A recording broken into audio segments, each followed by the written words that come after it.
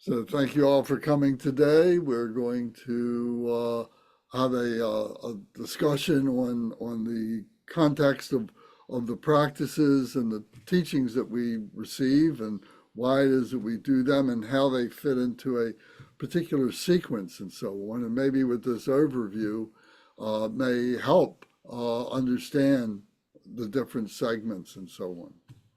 So we begin with our opening prayers. So we'll start with the altruistic motivation. All mother sentient beings, especially those enemies who hate me, obstructors who harm me, and those who create obstacles on my path to liberation and omniscience, may they experience happiness, be separated from suffering, and swiftly I will establish them in the state of unsurpassed, perfect, complete, and precious Buddhahood. All mother sentient beings, especially those enemies who hate me, obstructors who harm me, and those who create obstacles on my path to liberation and omniscience. May they experience happiness, be separated from suffering, and swiftly I will establish them in the state of unsurpassed, perfect, complete, and precious Buddhahood. Dagla dangwa je pe dra no pa je pe ge. Tar pa dang tam she ken pe bar du jo par je pa tam she ki so je pe. Ma nam ka dam yam pe sem chen tam she de wa dang den. Dug now dang drel nor du la na me pa yang dag pa zog pe zhang zhu brin po she to pa zha. Thus, until I achieve enlightenment, I perform virtuous deeds with body, speech, and mind. Until death, I perform virtuous deeds with body, speech, and mind. From now until this time tomorrow, I perform virtuous deeds with body, speech, and mind.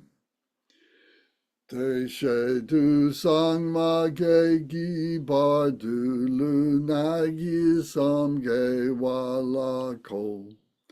Ma she bar du lu na gi sam ge wa la ko. Du de ring ne sung te ni ma sang ta sam gi bar du lu na gi sam ge wa la ko. We take refuge in the kind root Lama and lineage Lamas. We take refuge in the deities of the mandalas of the Yidams. We take refuge in all the exalted Buddhas. We take refuge in the perfect Dharma. We take refuge in the excellent order of the Sanghas. We take refuge in all the noble Dakas, Dakinis, and Dharma guardians, possessors of the eye of wisdom. We take refuge in the kind root Lama and lineage Lamas. We take refuge in the deities of the mandalas of the Yidams. We take refuge in all the exalted Buddhas. We take refuge in the perfect Dharma. We take refuge in the excellent order of the Sanghas. We take refuge in all the noble Dakas, Dakinis, and Dharma guardians, possessors of the eye of wisdom. Transcend sa wa danger pa je pe pao dan la ma dam pa nam la gab su chi o. Yedam kil gorgi la sok nam la kab su chi o. Sangye chom den de nam la kab su chi o. Dam pe cho nam la kab su chi o. Pa pe ge du nam la kab su chi o. Pa wo ka dro cho kyung song me song yes she gi cheng dang dem pa nam la kab su chi o. Until I attain the heart of enlightenment, I take refuge in all the Buddhas. I take refuge in the Dharma and likewise in the assembly of the Bodhisattvas. As the previous Buddhas embraced the enlightened mind and progressed on the Bodhisattva's path, I too, for the benefit of all sentient beings, give birth to bodhicitta and apply myself to accomplish the stages of the path. Until I attain the heart of enlightenment, I take refuge in all the Buddhas. I take refuge in the Dharma, and likewise in the assembly of the Bodhisattvas. As the previous Buddhas embraced the enlightened mind and progressed on the Bodhisattva's path, I too, for the benefit of all sentient beings, give birth to bodhicitta and apply myself to accomplish the stages of the path. Shangzhu Ning Po Chi Ki Ba Sangye Nam La Kyab Su Chi Chodang Shang Shub Sampa Yi So Klang De Shin Kyab Su Chi Jitar Nonggi De Shegi Shang Shub Tuk Ni Ke Padam Shang Shub Sempe La Pala De Dagrim Shin E Patai De Shin Dro La Pandandu Shang Shub Sem Ni Ke Gishing De Shin Du Ni La Pala Rimpa Shin Du La Pa Ji O. In the Buddha, the Dharma, and the Sangha most excellent, I take refuge until enlightenment is reached. By the merit of generosity and other good deeds, may I attain Buddhahood for the sake of all sentient beings. In the Buddha, the Dharma, and the Sangha most excellent, I take refuge until enlightenment is reached. By the merit of generosity and other good deeds, may I attain Buddhahood for the sake of all sentient beings.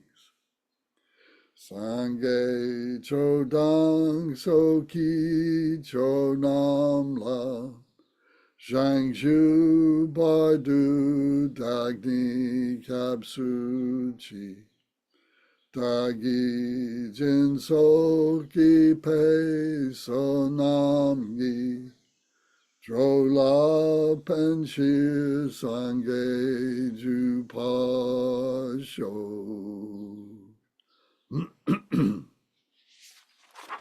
May all mother sentient beings, boundless as the sky, have happiness and the causes of happiness. May they be liberated from suffering and the causes of suffering.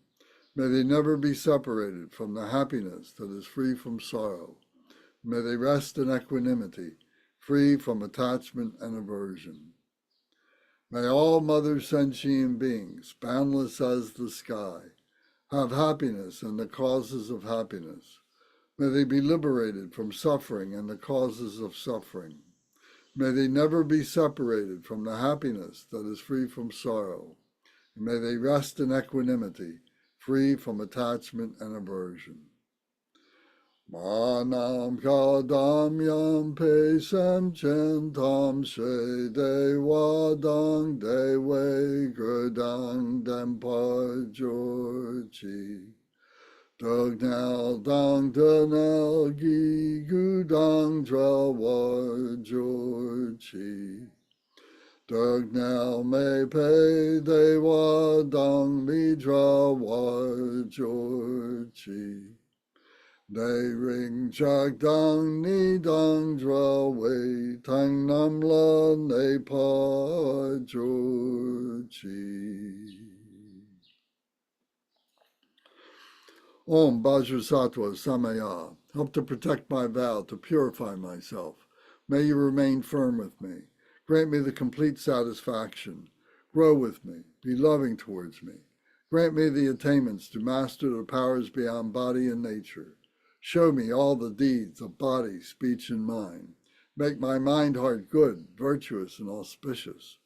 Revel in the bliss of the four joys, O Blessed One, who embodies the essence within me. Do not abandon me. Grant me the realization of the indestructible nature. Make me one with you. Thus, I signify my unity with non-duality. Ah. Om Vajra Sattva Samaya Manupalaya Vajra Sattva Tenopa Drista Dredo Me Bhava Suto Kayo Me Bhava Supo Kayo Me Bhava Anuraktu Me Bhava Sara Siddhi Me Prayatsa Sara Karma Sutsa Me Sitsan Shriya Kuru Hong Ha Ha Ha Ha Ha Ho Bhagavan Saratada Gata Bajra Mame Mansa Bajri Bhava Mahasamaya Satwaha Om Vajra Sattva Samaya Manupalaya Vajra Sattva Tenopa Drista Dredo Me Bhava Suto Kayo Me Bhava Supo Kayo Me Bhava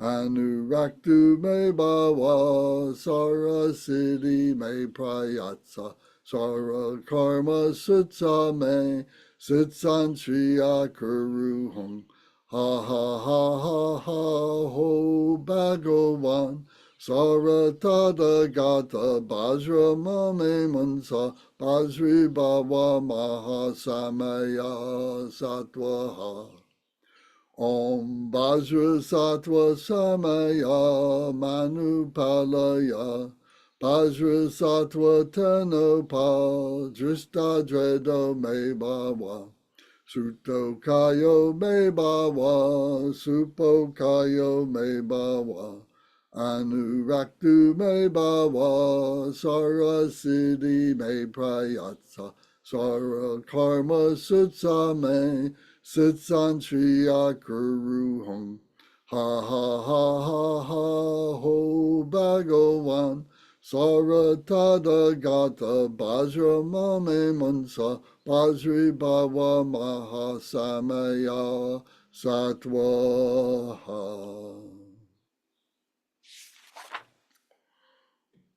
Likewise, be extinguished. Extinguish all enemies to my purpose. Whatever evil forces are in me, be defeated. Do this so that when I am victorious, all pure radiance melts into me, completely purified. Take all this knowledge, food, and drink peacefully, enjoy it, and be satisfied so that all obstacles may be destroyed. Be liberated from all obstacles, all general obstacles. Maras are defeated by reciting this mantra. May all the Maras be defeated. As a result, may all the Maras be defeated. Excuse me, I'll repeat that last stanza. Be liberated from all obstacles, all general obstacles. Maras are defeated by this gesture of the Buddha. By reciting this mantra, may all the Maras be purified. As a result, may all the Maras be defeated. Thank you very much.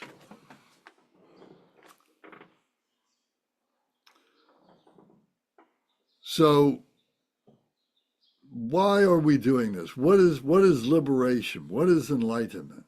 You know, what is the Dharma path?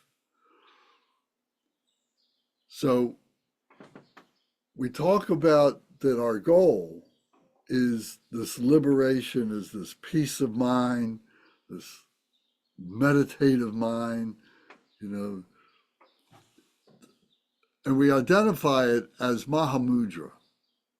When we talk about, and you know, there's the Hinayana, which is the discipline, and then we talk about, you know, how do we apply the discipline to our lives in the Mahayana, in the middle way, and the goal there is to be able to sustain this peace of mind, this Mahamudra. So what is this Mahamudra? This is, you know, we see it in different prayers, we see it in different practices. What is this Mahamudra? So the Mahamudra, Maha means great, and Mudra has a couple different meanings. It could mean, mudra could mean the position. You know, we do the mudras, we do the gestures. with our hands and with our bodies and so on. So it's like a position, the great position. So sitting in the meditative position, as the classic Buddha we see and everything, is he's in the state of Mahamudra. Mahamudra could be like a seal. Sometimes it's said the great seal. It's sealing our practices. It's sealing our teachings. It's sealing them like when we take an envelope and we seal it up so that it can't be broken or anything like that. You can't open it up and rob from what's inside. You're sealing it up. So our body, we're sealing our physical body. Within it is the intellect, but most important is our spiritual body, our spiritual being, and so on. So we're sealing that with this mind of the Buddha, the mind of peace, the mind of enlightenment, and so on. So Mahamudra has these different meanings, and there may be more meanings if you look it up in different dictionaries and so on, or Google it. You may find different references, for Mahamudra.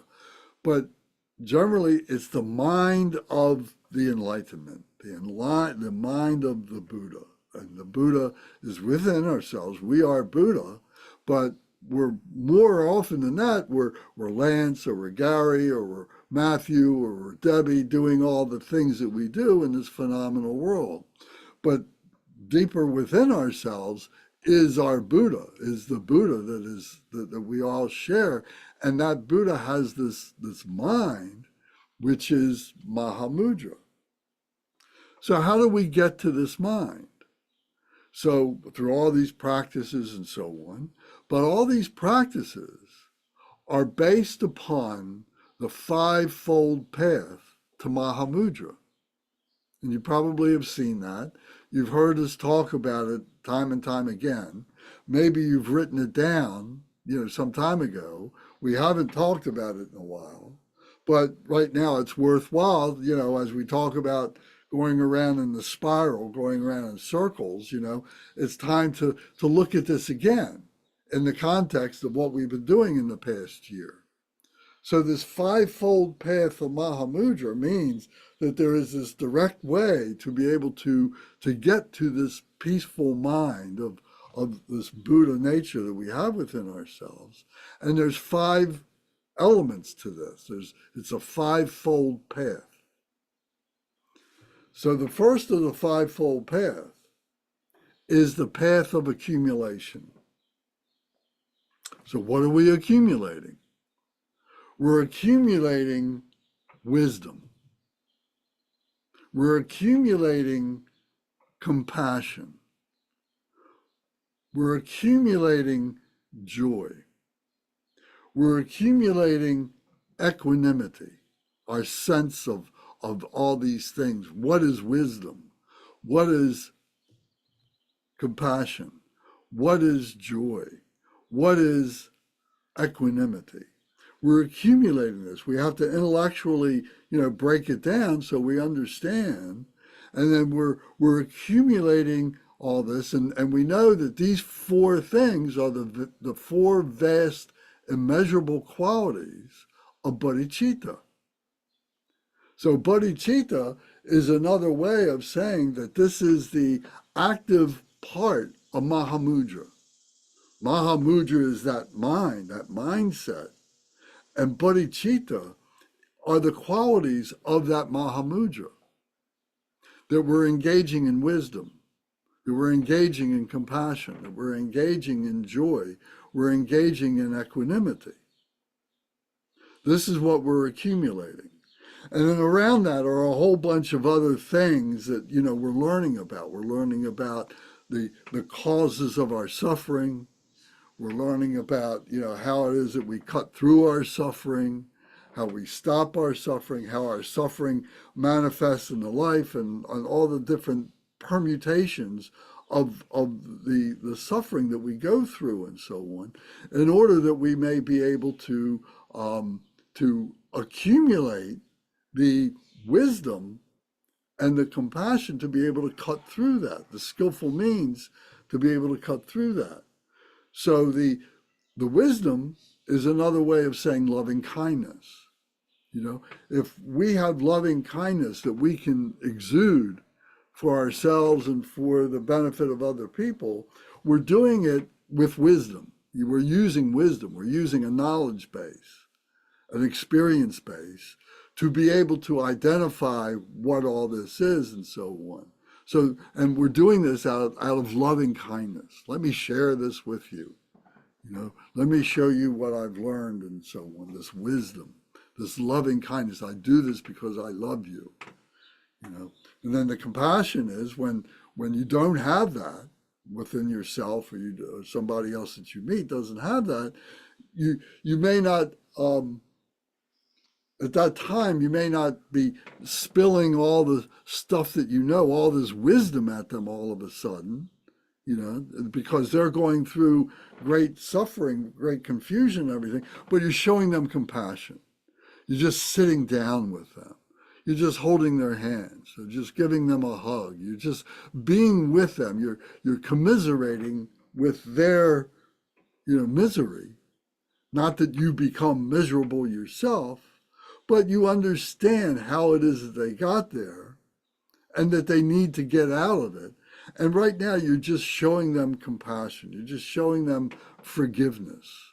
You're showing them that there's a way, and I'd like to share it with you. And when you're ready, we can engage in that process, this compassion, this method, this skillful means. So we're accumulating the wisdom. We're accumulating these methods. You can look at, 20 different people, and one by one, you're talking with those 20 different people, and each one is telling you their degree of suffering and the things that they go through and so on, and you're hearing it and everything. But the way you react with each one of those people is going to be different because of the things, the clues that they tell you about themselves and so on. So you're using the same logic, you're using the same Dharma teachings for each one of them, but you're approaching them with a different way of expressing it and so on. So this is the skillful means I'm talking about. This is the method I'm talking about. The general method is the same, but the specifics of how you do it is dependent upon each individual and so on. So having the wisdom to know how to do that is part of the process as well. And then we're accumulating the joy, and doing this, if we hold on to something, if we have some kind of a possession, whatever it is, and we hold on to it, we develop this selfish pride and so on about it like that. But when we finally get to the point where we can open up and share it, there's a joy in doing that. There's not a whole lot of joy in this selfish pridefulness. But when you share it with other people, then there's a great joy there. A smile comes to your face, when you're offering flowers, when you're offering perfume, we talk about the offerings that we make and everything. There's a joy in that. So we're cultivating that joy by giving things to people, by exercising the wisdom, by exercising the compassion and so on. And the greatest joy is when we see someone who is doing that for somebody else and that we had really nothing to do with it. In other words, we're witnessing somebody else exercising their wisdom, exercising their compassion, and helping somebody else. And we see that, and we have this empathetic joy with them. I understand what they're doing. I know what they're doing, and I'm so happy that they're doing it. It doesn't involve me at all. But I see that I'm part of something that many other people are part of and are doing and so on. So there's this empathetic joy. And then the last thing, of course, is the equanimity, the seeing the sameness of all things. All human beings are going through the same causes of their suffering, and they have the same dharmic practices that they can use to be able to overcome, the causes of those sufferings, to cut through and all that kind of stuff, but we go deeper in that, and then we see that, we're our bodies are composite of different molecules and, excuse me, cells and tissues and all these kind of things. We begin to see the physical aspects of what we are, and we begin to recognize the psychology of our minds, that we have all these different things, and how over our lifetime we've gone through how to build up, this personality and these defense mechanisms and these offensive techniques, to be able to get what we want and everything in life and so on. And we recognize the equanimity in all of that. But then we begin to look, that there's this thread that runs through everything, and we say, well, what is it that really permeates everything that we are? And we start thinking about, things like space and things like atomic structure and things like matter and things like energy and so on like that. And we see that no matter what it is that we see, no matter what it is that we think about, that it's all got this spacious aspect to it. So we begin to recognize that. So we're accumulating, this knowledge of that, this experience of that, this stability in this equanimity, this spaciousness of what all this is. So the first path of the Five-Fold Path to Mahamudra is accumulating all this wisdom and skillful means to be able to do all this and so on.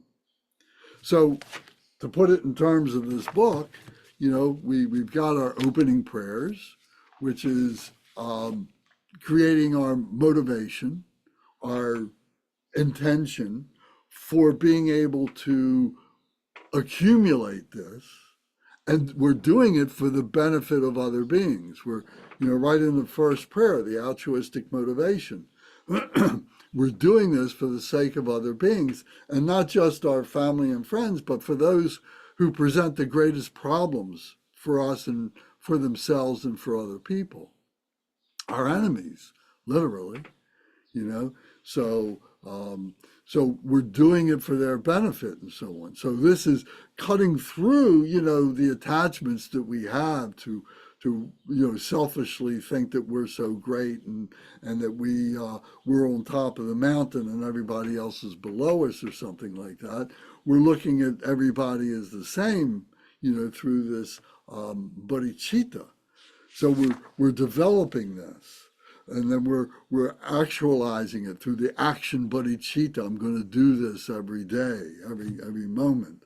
And I'm taking refuge in the Buddha, the Dharma, and the Sangha. I'm taking refuge in all the enlightened ones, that I've been learning about, through the practices and the doctrine that we've been learning about and so on.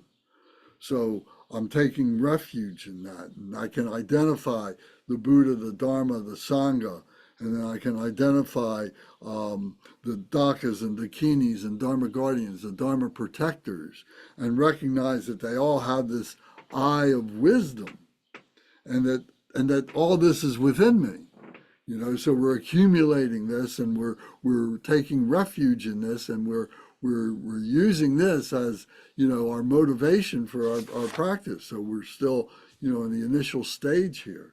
And then the Bodhisattva vow, this Bodhisattva vow here, we take the Bodhisattva vow every day. Everybody says, oh, I want to take the Bodhisattva vow with Garchen Rinpoche. I want to take the Bodhisattva vow with my teacher. Oh, I want to take the Bodhisattva vow with His Holiness Chitseng Rinpoche, or with the Dalai Lama or something like that. The vow is right here on page 4 in this book. It's very simple and succinct, about what the vow is, what it is to be a bodhisattva. So if we do these prayers every day, we're taking that bodhisattva vow every day. And to take that to heart, if we start thinking, critically about what each one of these prayers is, which is a remembrance to ourselves while we're doing these things, it begins to come alive in the respect that we are the embodiment of these prayers. And then we come to the short refuge prayer. The first two lines are refuge. I'm taking refuge in the Buddha, the Dharma, and the Sangha, which is within me. And then I'm doing it by the merit of generosity and other good deeds. May I attain Buddhahood for the sake of the enlightenment of all sentient beings. So I'm doing this for bodhicitta purpose to help other beings and so on. So this short refuge prayer is the most concise of all the prayers. And if all you have time for is one quick prayer, this is it, because it is the embodiment of refuge and bodhicitta in 4 lines. And then the next prayer is the 4 immeasurables, and the 4 vast immeasurable qualities of bodhicitta. So loving kindness, compassion, joy, and equanimity. So we're identifying that, we're remembering that, for our benefit, so that we can, let it flow right through us, to think of, that we are, there's this energy or whatever, and we're just a conduit for it. It comes into us, and then it goes right out through us. So whether you look at it that it's coming down from the top, or it's coming up from the bottom, or it's just coming out from our heart, whatever, it's just passing right through us. And maybe we become either an impediment to that, because we hold on to it, that we solidify it and we pull it down in a impure way through selfishness or something like that? Or do we amplify it? Do we allow it to become brighter? Do we allow it to become louder? Do we allow it to become bigger? Are we sharing it with other beings? It just comes right through us. So that's the healthy way to look at it, is that we are like an amplifier for it. That vibration is coming through us, and we're not creating an impediment to it. We are allowing it to grow more and more and more. So these prayers here, these 4 prayers, and there's many other aspirational, motivational prayers that we can recite, but in our, simple Sangha, these are the ones that we use to help us develop and sustain that motivation. So this is part of the gathering of the accumulation of our practice, the accumulation of one-pointed mindfulness is another way of looking at Mahamudra. One-pointed mindfulness, the Mahamudra mind. So we're developing that. So all the noise that surrounds us, the things that we bring in off the street, so to speak, from our jobs and our families and everything, we're just putting it aside for the time being, and we're just concentrating on developing this mindfulness, this one-pointed mindfulness. So then we come to the next prayer, which is the 100-syllable purification mantra of Vajrasattva. So this is a purification practice or purification mantra to say, hey, I've screwed up.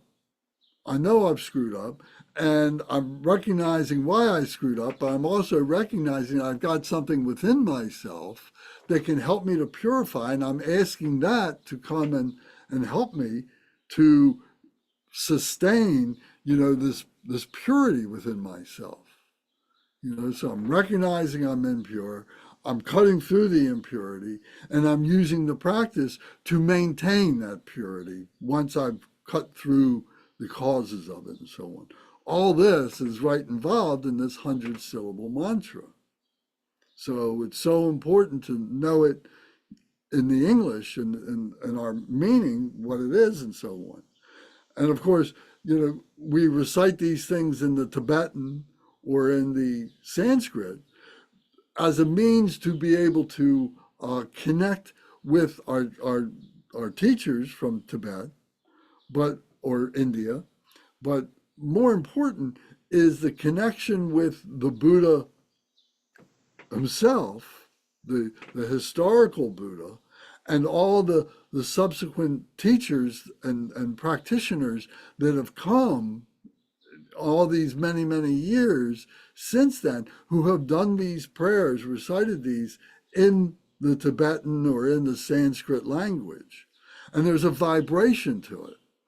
And that vibration really is the core of what it is that we're trying to get to, something that's beyond the language, beyond the words, but there's a vibration to it. And we're trying to ignite that vibration. So as we recite in these native languages and these syllables and so on, we're kind of igniting that vibration. So that's why we do that. So it's all part of accumulating this wisdom on the first part of the Five-Fold Path of Mahamudra. And then we go through, a number of other things to help us to focus. The Sagarmati Requested Sutra, the seven-limb prayer, the seven-limb prayer, all these practices and so on have 7 elements to them. They all have these 7 elements to them: refuge, offerings, rejoicing, confession. They're listed here: requesting, supplication, and dedication. So we're restating that so we don't forget it. So these are things that we become the embodiment of, and we need to, we wind up memorizing these things. I mean, that's the thing. It may seem like a chore, but it's very healthy to do that because, it increases or it sustains what do they call it, the plasticity of the mind, of the brain. So it has a very practical aspect to it, that we may be, 30, 40, 50, 60, 70 years old, almost 80 years old, and we're learning new things. So there's a practical aspect to this, and we're continually sustaining that. So it's very, very good, and we're maintaining the reasons why. It's a what it is, why it is, and how it is. So we're accumulating this, and we need to, use these tools to be able to do it, to be able to help ourselves to do this and so on. And the goal is, I would say, is this one-pointed mindfulness, and we talk about what we've talked about the past couple of weeks, talking about the POA, is that everything that we're doing is we're preparing ourselves for our death, for the time that we leave our body. And what's leaving our body but is our spirit, and how free is our spirit going to be, or how ensnared is our spirit going to be because of all the negativity and all the confusion that it hasn't been able to liberate from. So all these things are designed in order that we can be free, that we will not be ensnared by this negativity and confusion and so on. So the 5-branch prayer, or the 7-limb prayer, the 7-limb prayer, the 7-branch prayer, is a means by way we're reinforcing that structure to say, well, everything that I do is on this tree, these 7 limbs, this tree with 7 limbs. And then break it down and then be able to see, well, how I do that every day. How do I do refuge every day? How do I do offerings every day? How do I do confession every day? Is this making some sense? You all want to comment on this? So it's more of a discussion and not just a lecture. Gary, what do you think?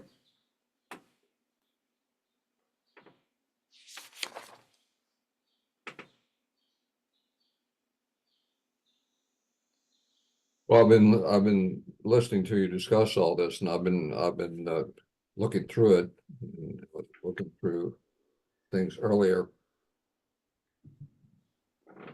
and I don't know if this makes sense to you or to anyone else, but for some reason the poem by the Enlightenment poet William Wordsworth came into my mind, the world is too much with us. And he was talking about phenomena, I think. I think he would agree with that, were he here. And even though it's been centuries since he lived, the phenomenal world hasn't changed in its essence, in its psychological essence. The technology of the phenomenal world, of course, has changed, but it's phenomena. And I have found myself in these turbulent times trying to find a way to pull back from the storm. Not easy. It's not easy. You don't walk through the rain without getting wet, and you're in the storm, so it somehow affects you. But you can find a center to yourself. You can acknowledge that certain things are happening, or that the only thing that you can change really is yourself and your own reaction to things. That your outrage means nothing. Your sadness means something because you feel it, you know. But this is these sutras, these teachings are a way to find a sense of refuge within yourself. You won't stop everything. You won't stop anything, really. It's only within yourself. You're controlling it Yeah. instead of it controlling you. Yeah. That doesn't mean you shouldn't be a good citizen. You shouldn't vote, and you shouldn't do all these things, and try to do some good when you can do it. But you have to realize But you're controlling it. you're just limited. It's going to happen. You're going to be at peace. You're going to meditate. You're going to find that quiet center. And you're going to try to love the unlovable, which is very hard these days. I've spent a lot of my long life, and it is getting pretty long now, being justified by moral outrage. It's a total waste of time. All right. Well, let me shift over to Matt. And Matt, what's your comment on this?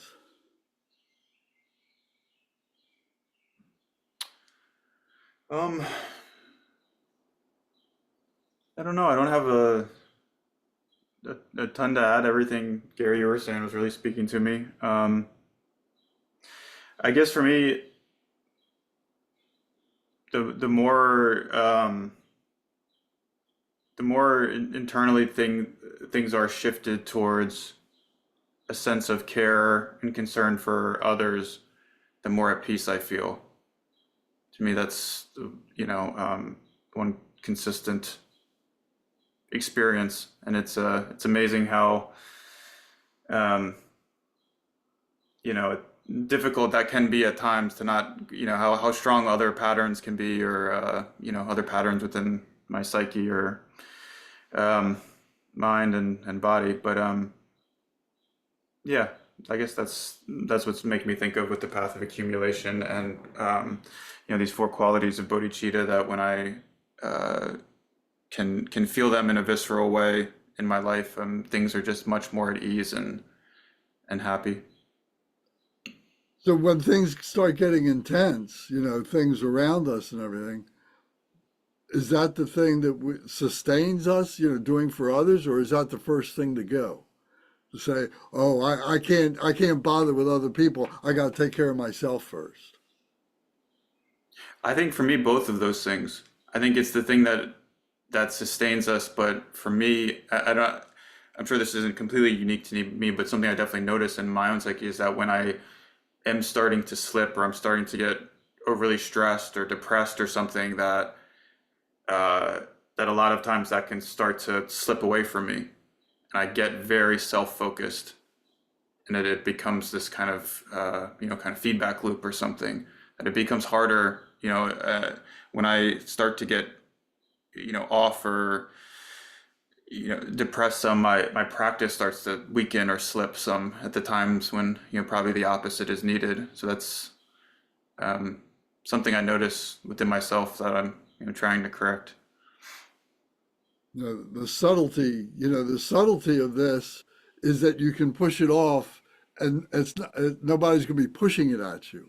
But Hmm. all the negativity is being pushed at you all the Right. time. Hmm. It's hard to ignore. Yeah, yeah. But this stuff, you can close the book and put it aside, and it'll go away. Hmm. And there's so much conditioning on the other end of kind of samsaric conditioning in it, and it can be very seductive. It can be very seductive, I find, because Right. it feels like it works in the short term. It has that short term reward to it at times, but the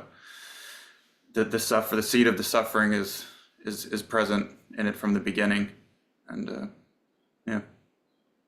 Very good. Debbie, you have a comment about this? About the accumulation? What we're doing is accumulating wisdom, skillful means, joy, equanimity. Um, Actually, you've said so much that it's hard to chunk these. There's so many things to respond to that I don't even know where to start. In terms of accumulation, the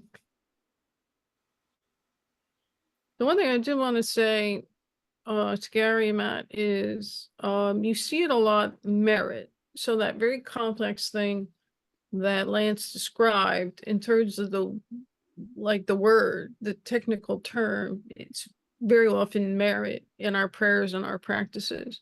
We're accumulating merit, and that's how teachers will talk about it.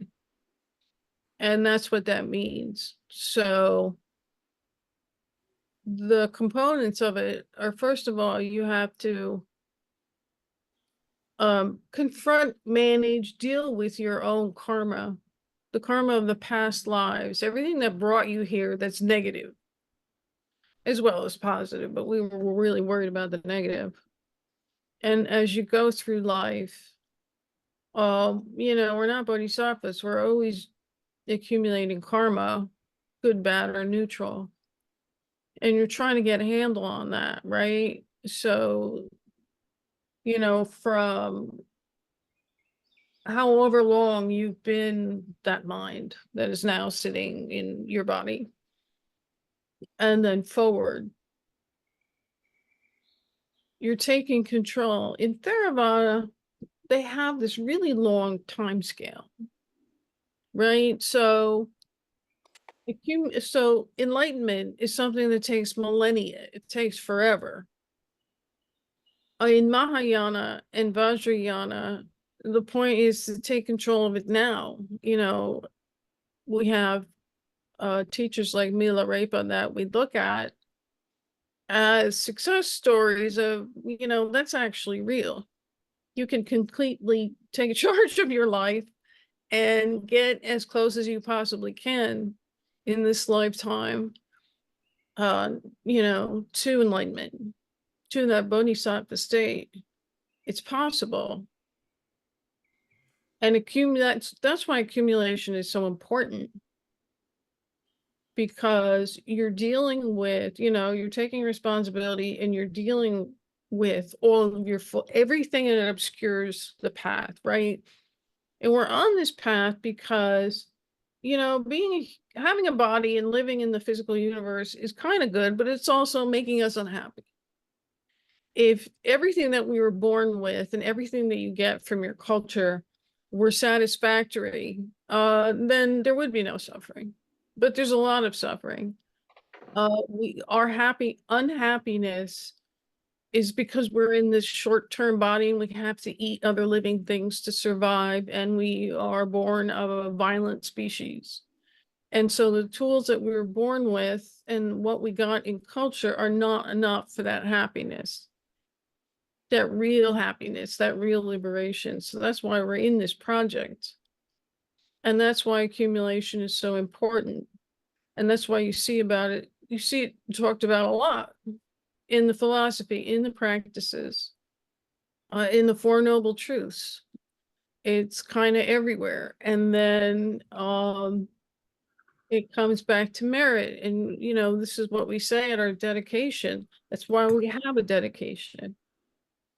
The dedication is of merit for the liberation of all sentient beings, which includes you. And that's how that concept ties it up. And that's how it's kind of everything. So that's when I got off of accumulation. Very good, thank you. And introducing, you know, the idea of merit is really great. Another way of looking at merit is to look at the merit as armor. You know, that it becomes this, you know, this protection that we've got around ourselves of purity. And that when we're, you know, confronted with non-purity, impurity, that this purity is our armor, that impurity will not penetrate in you know, within us, you know, and it does this through the wisdom, it does this through the compassion, it does this through the understanding, it does this through the mindfulness of who it is we are. The stability of the accumulation, you know, is that armor. So I think that's a helpful way of looking at what accumulation is: merit, armor, and so on like that. And it's the first step of the Five-Fold Path of Mahamudra. We have to accumulate this protection. We have to accumulate this knowledge. We have to accumulate this skillful means, all these things, to be able to get to the point of Mahamudra, where we're trying to get to this great position, this great peacefulness, however you want to look at it. So the next, did you want to say something, Debbie? Yeah, actually, I think that's a really good way to put it. And I just wanted to emphasize again that, you know, when you start, one of the first things you very often do is the Vajrasattva empowerment, the Vajrasattva puja, but also the mantra, which we're saying all the time. And that's like every 100-syllable mantra can be like a little scale in your armor. And it's something that you carry around with all the time, so that if you do something dumb, or you just think about all your past mistakes or whatever, purification is always at hand. And it's words, but it's linking those words and those sounds and those ideas, and in the moment, you know, making that correction. Yes, thank you. I've also heard it described as with merit and this kind of accumulation as building up like a kind of charge and momentum, like a spiritual charge, like the body and mind, and that imagery or metaphor speaks to me and can be inspiring to me. Yeah, it's like a battery getting charged up or something, you know, or Popeye eating the can of spinach. Well, I guess there's these modern heroes, they've got different things that charge them up, but the I point don't know that Matt understands the Popeye thing. The little answer, we may have to might explain. be right. That's what it crossed. I got the Popeye with the spinach and Oh, you the did? flesh. You sure? Okay. Yeah. I just want to be sure about that. Thanks, Gary. Okay. So going back to this book and not dwelling on it, but going back to it, these prayers and these practices. So we get to the four thoughts to turn the mind to the Dharma. This is another way of being able to, you know, accumulate one-pointed mindfulness. This is why we are doing things, you know, the what, the why, and the how. The four thoughts to turn the mind to the Dharma. So we're using that as a means to be able to accumulate our focus, sharpen our focus. Then we come to page 18 and 19, and we're talking about the method, the stages of meditation. Now we're using meditation And we've got a guide here to guide us through bodhicitta to, so that we can sit in a meditative position and actually have a guide thoughts, a progression to be able to develop, to take us to Mahamudra.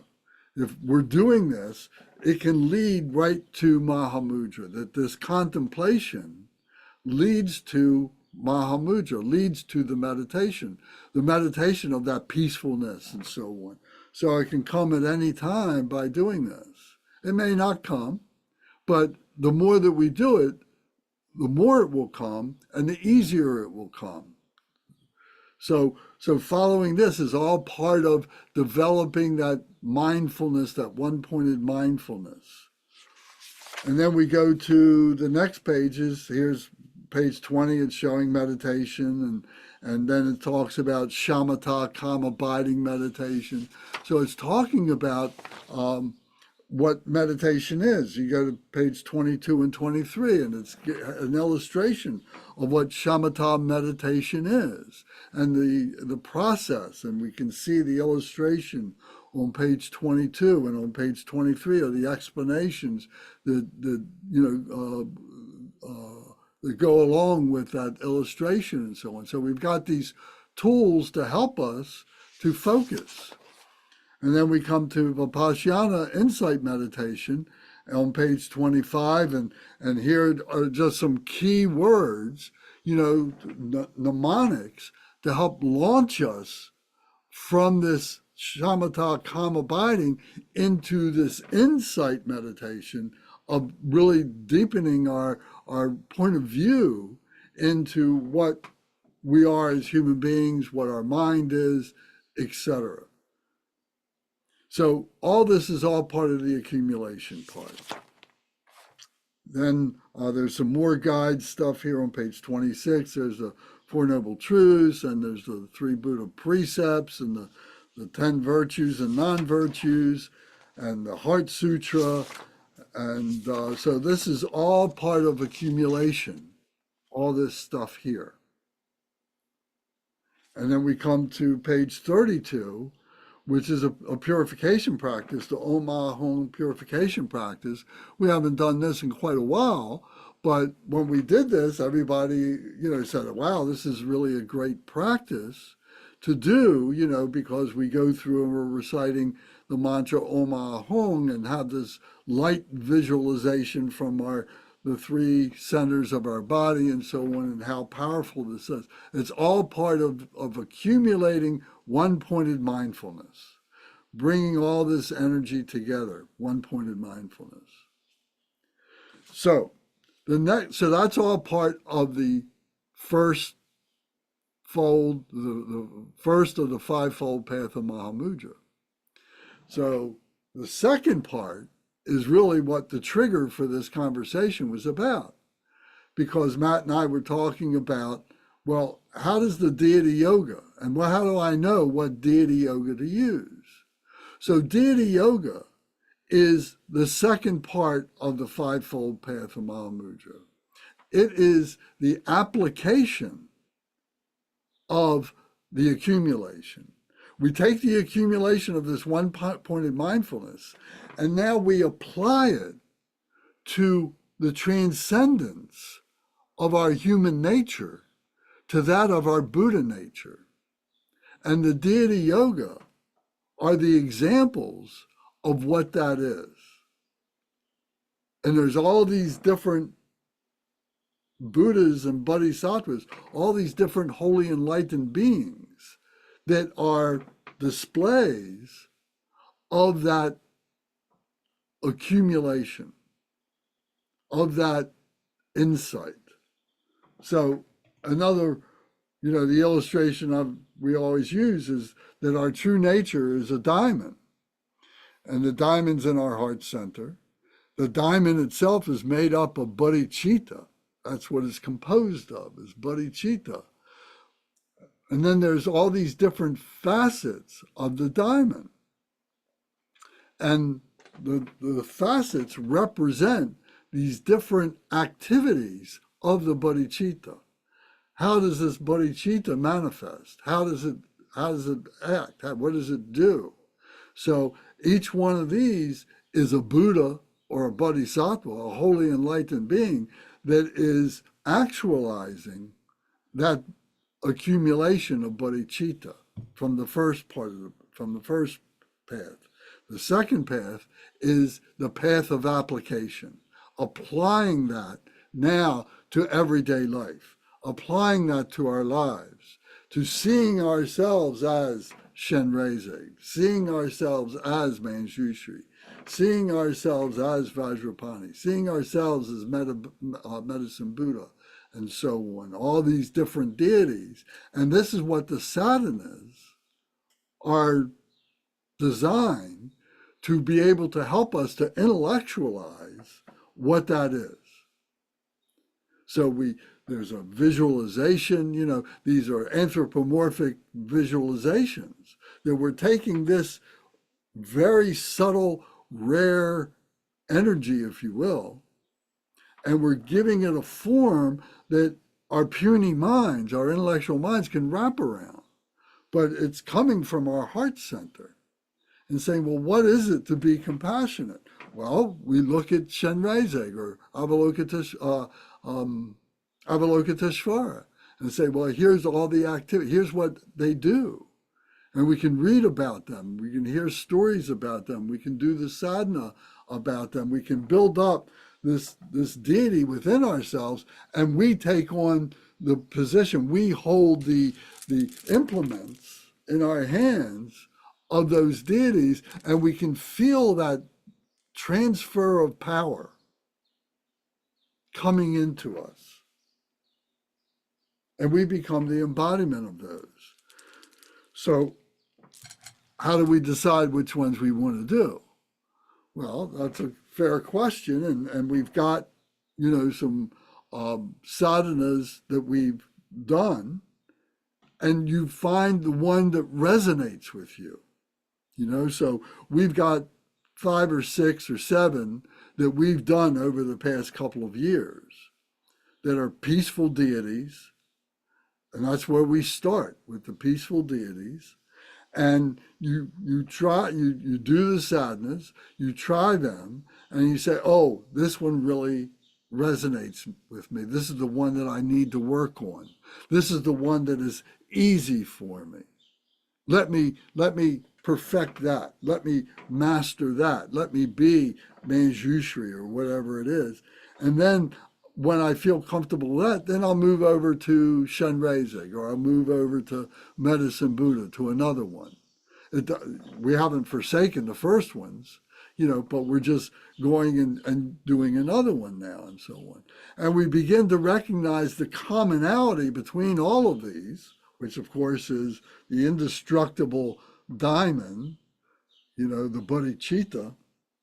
We begin to see that, but we also see the subtle ways in which they are actualized. So this is the application. So the question Matt and I were first discussing was, should I do POA, or should I do these other deities that I had been doing? And so my response to that was, well, whatever you feel comfortable with, but I think that to really understand what we're talking about, we should be talking about the deities before we get to the point of POA. Because POA then becomes this transference of consciousness when we're preparing ourselves to die. Now, there is a direct connection with this process of the Deity Yoga. And that's not to be ignored, and the POA can help with that. So maybe we can discuss that now and see where that is, and say, well, maybe I need to do a couple of POA sessions and then do the Deity Yoga sessions and see how those two come together. So where does the POA, which is the transference of consciousness, where does that come into the Deity Yoga? It comes in the dissolution part. And all the practices that we do the deity yoga practice, there's a visualization. We're visualizing the deity, what color they are, how many faces they have, what implements they're holding, and so on like that. And then we get to the point of reciting the mantra, what the meaning of the mantra is, and so on. And then after that, then there's a dissolution where we have manifested that particular deity and the seed syllable that is the essence of that deity and the meaning of that, which is now in our heart center, and we're dissolving that into the emptiness, into the phenomenal nature, which is all comes from the absolute. So it's that transference of consciousness, you say. So the POA is a focused practice on transference of consciousness. It's taking, and we're generating this image of Vajrayogini within ourselves, one of the deities, and we are ejecting that, through the hic, hic, hic, hic. And then it comes back because, we weren't able to completely eject it. We're still in our body. But we're practicing that transference of consciousness. So in the Deity Yoga sadhana, and we're going Om Mani Padme Hum, Om Mani Padme Hum, Om Mani Padme Hum. We're focusing on the Shri syllable at the heart of Shenrezig, and then we say, okay, now we're going to do the dissolution. So you got to dissolve the Shri syllable from the bottom to the top. Is another way of saying hic, hic, hic, hic, hic, hic. So we are using that transference of consciousness in the sadhana practices. And then as we're doing that, we're dissolving ourselves into the, for lack of a better word, into the universality of all of this. Into the, beyond the phenomenal, into the absolute, which, we always talk about as being non-conceptual. It has to be experienced. So that hic, hic, hic, that dissolution of going there takes you to that Mahamudra, that phenomenal, or rather that absolute is the embodiment or the stability of the Mahamudra. Another way of saying that is the samadhi, the mind, the revealed equality of the nature of all phenomena, samadhi, the revealed equality of the nature of all phenomena. It's not in the phenomena, it is the revealed equality of all the phenomena. So that's the Mahamudra. So it's through the application that we're able to do that.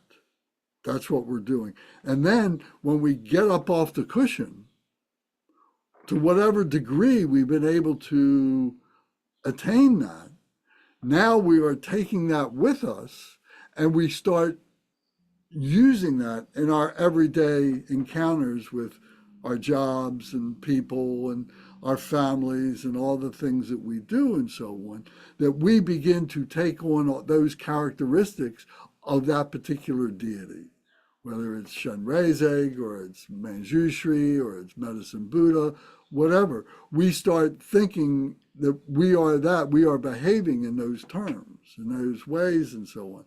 So this is how we're purifying ourselves, through this transformation. And it's a process. So it's kind of like, taking a stone and polishing it and polishing it and polishing more and polishing more and so on. So, and we're using all the techniques of the shamatha meditation and the vipassana meditation, the accumulation part of things. We're using that as the polishing cloths and as the polishing agents to be able to do that. So we're seeing that, we haven't gone from one to the other, and we're not going backwards. We're taking that which we came from, we're using it, and now it gets included in that process. It's not that we forsake it, that we graduate from it. We're learning how to apply it. So this is the path of the path of application. So Debbie, what do you think about that? How would you talk about that? Oh, I don't know. You say all these wonderful things, and you think, oh, that's an interesting point. Oh, that's an interesting point.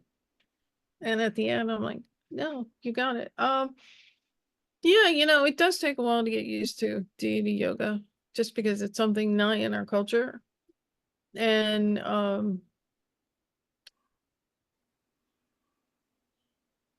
you're identifying something that's already within yourself. There's a concept I don't want to talk about too much. And that's deity pride. And what if you go to teaching, sometimes they will talk about deity pride, and what you're generating is not an egotistical pride. You're recognizing the deity within yourself, the Buddha within yourself. And it is actually a really big charge up. Because you're recognizing something that's already there, but it gives you this energy and it gives you this stillness. I have a book of Pema Sambhava's works, and he was talking about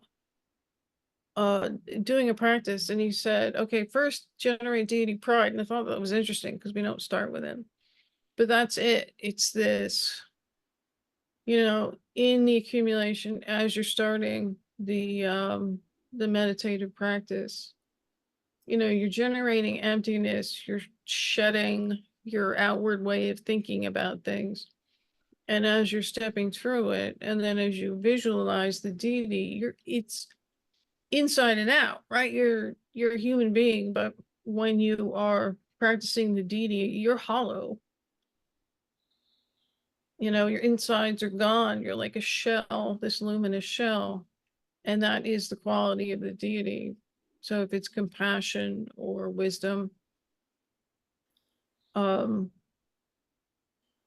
what you are. And, whatever is interior is, everything is just burned away. That's ego. And what you're left with is sort of like this, whatever it is, peaceful or wrathful. Personally, for me, it's like a furnace. You've burned away everything that's temporary, and you're focusing your mind on your absolute, you as a Buddha, you as a Dharmakaya, you as everybody. And that's another thing to remember. We always talk about sentient beings for other sentient beings. You are everybody. That's why you're throwing your ego away. So that's what I got. Thank you. So Matt, how does this land on you?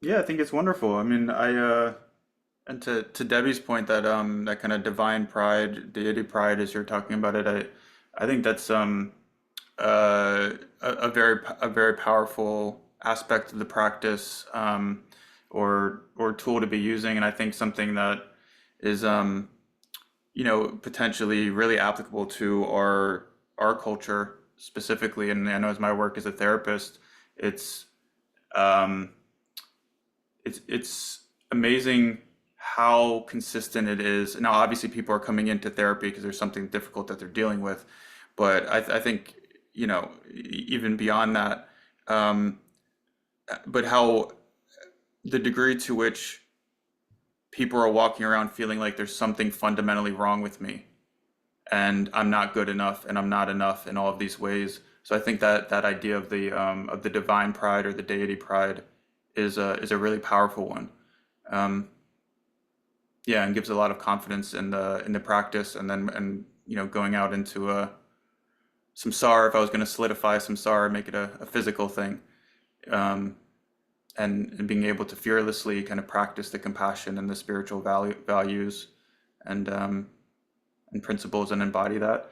So I was just thinking a lot about what Debbie was just saying, but overall,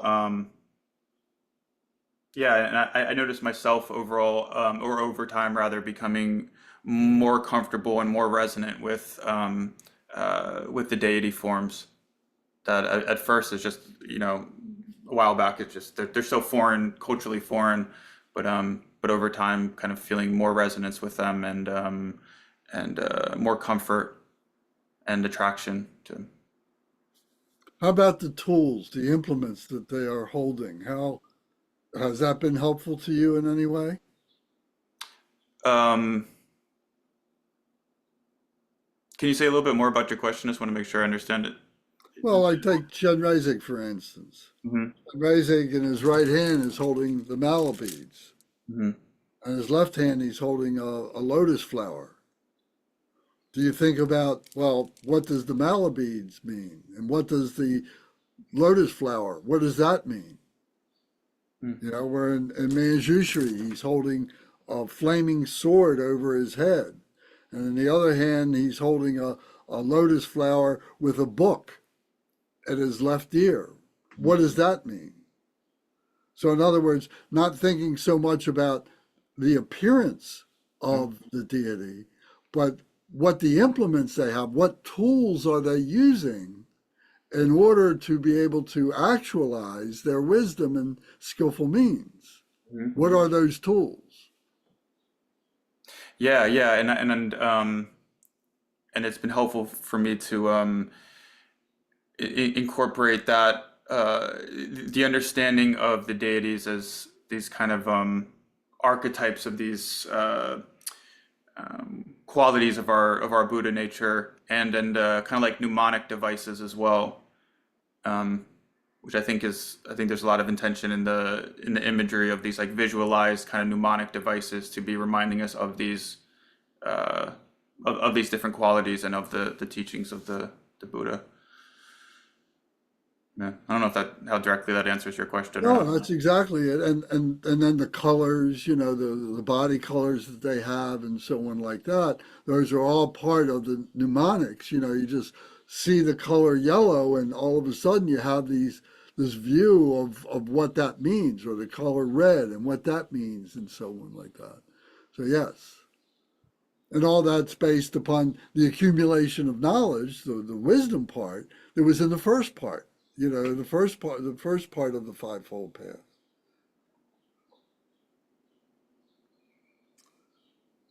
Gary, how's this land on you? What do you think?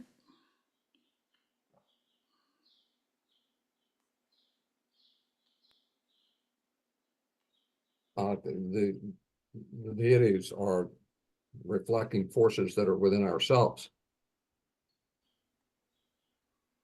And they teach us what we allow them to teach us. They teach us what we recognize. We find a sense of refuge and an understanding of what matters and what does not.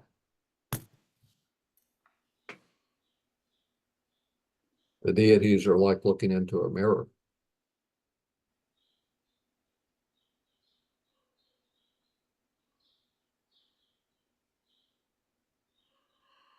A mirror that's showing you what, yeah. I've spent a life uh,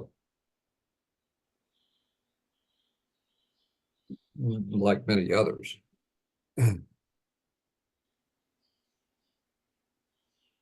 believing that complication was good.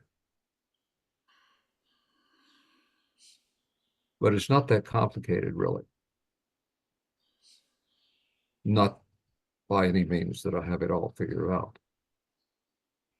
But I'm finding a quieter place just to receive. And you were about to say something, Debbie? Oh no, I like the image that you said. You're looking into a mirror and you're seeing what's really there instead of what we all generate.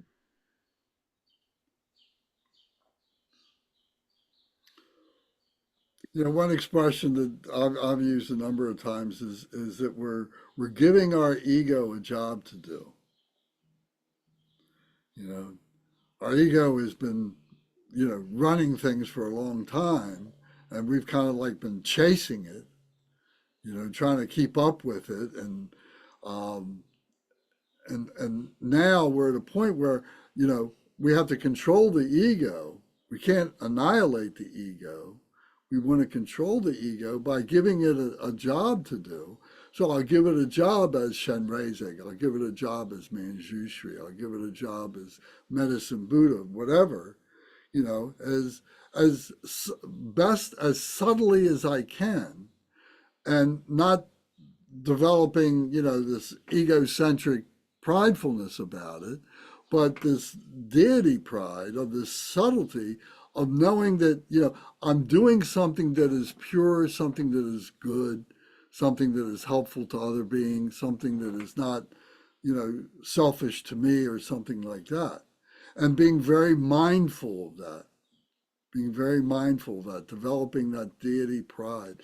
So as we do the sadhana practices, we go through that process of recognizing ourselves as one of those deities, and then when we get up off the cushion, taking that with us, you know, and not letting it be a impure ego, but it being a pure egocentric or ego helpfulness that we're showing for other beings. So that's a really good point, I think.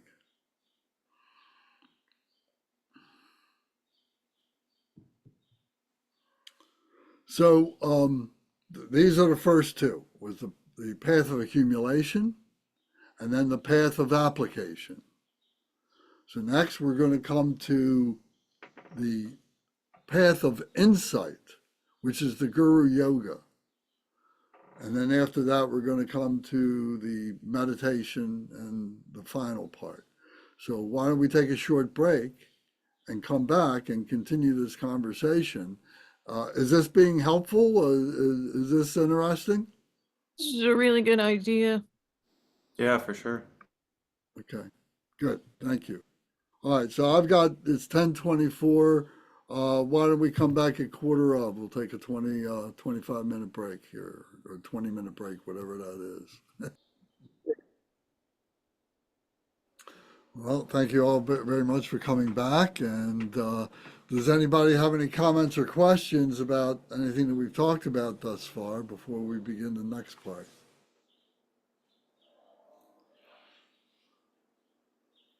Okay. So, so now we're going to talk about the next part, which is the insight part, the which is called the four Kaya Guru Yoga, the four Kaya Guru Yoga. So the kayas are vehicles. We talk about the Dharmakaya, or the bodies rather, the Dharmakaya, the Nirmanakaya, the Sambhogakaya, and the Swavavikakaya. Those are the four kayas. So we haven't talked much about the fourth kaya, the Swavavikakaya. So the Swavavikakaya, to kind of bring it, condense it a little bit, is when the first three, the Dharmakaya, the Sambhogakaya, and the Nirmanakaya, then the Swavavikakaya is the co-emergence of these all coming together, of this all coming together within a single body. And that single body then is the embodiment of those kayas, and then is actualizing as the mind of the Buddha, the mind of the Buddha. So,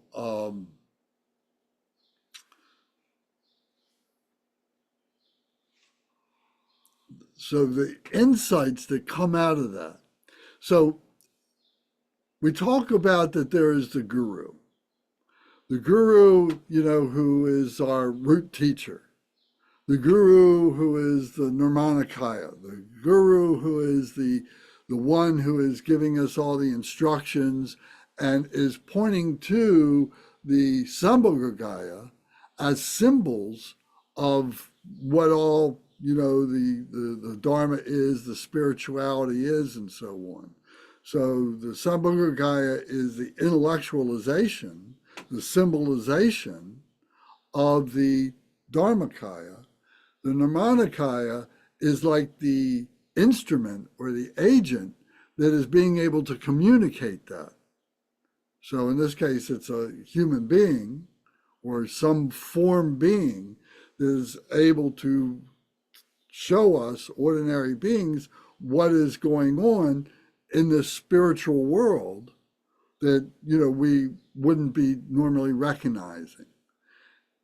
The Sambhogakaya and the Nirmanakaya are both like servants, if you will, to the Dharmakaya. The Dharmakaya is indescribable, non-conceptual. But for us ordinary beings, it then has a display to it in relative terms, in phenomenal nature, so that we can begin to understand what it is, to kind of lead us to where it is that we want to go, and then be able to cross over into that non-conceptuality. So the Nirmanakaya is the one who is leading us there.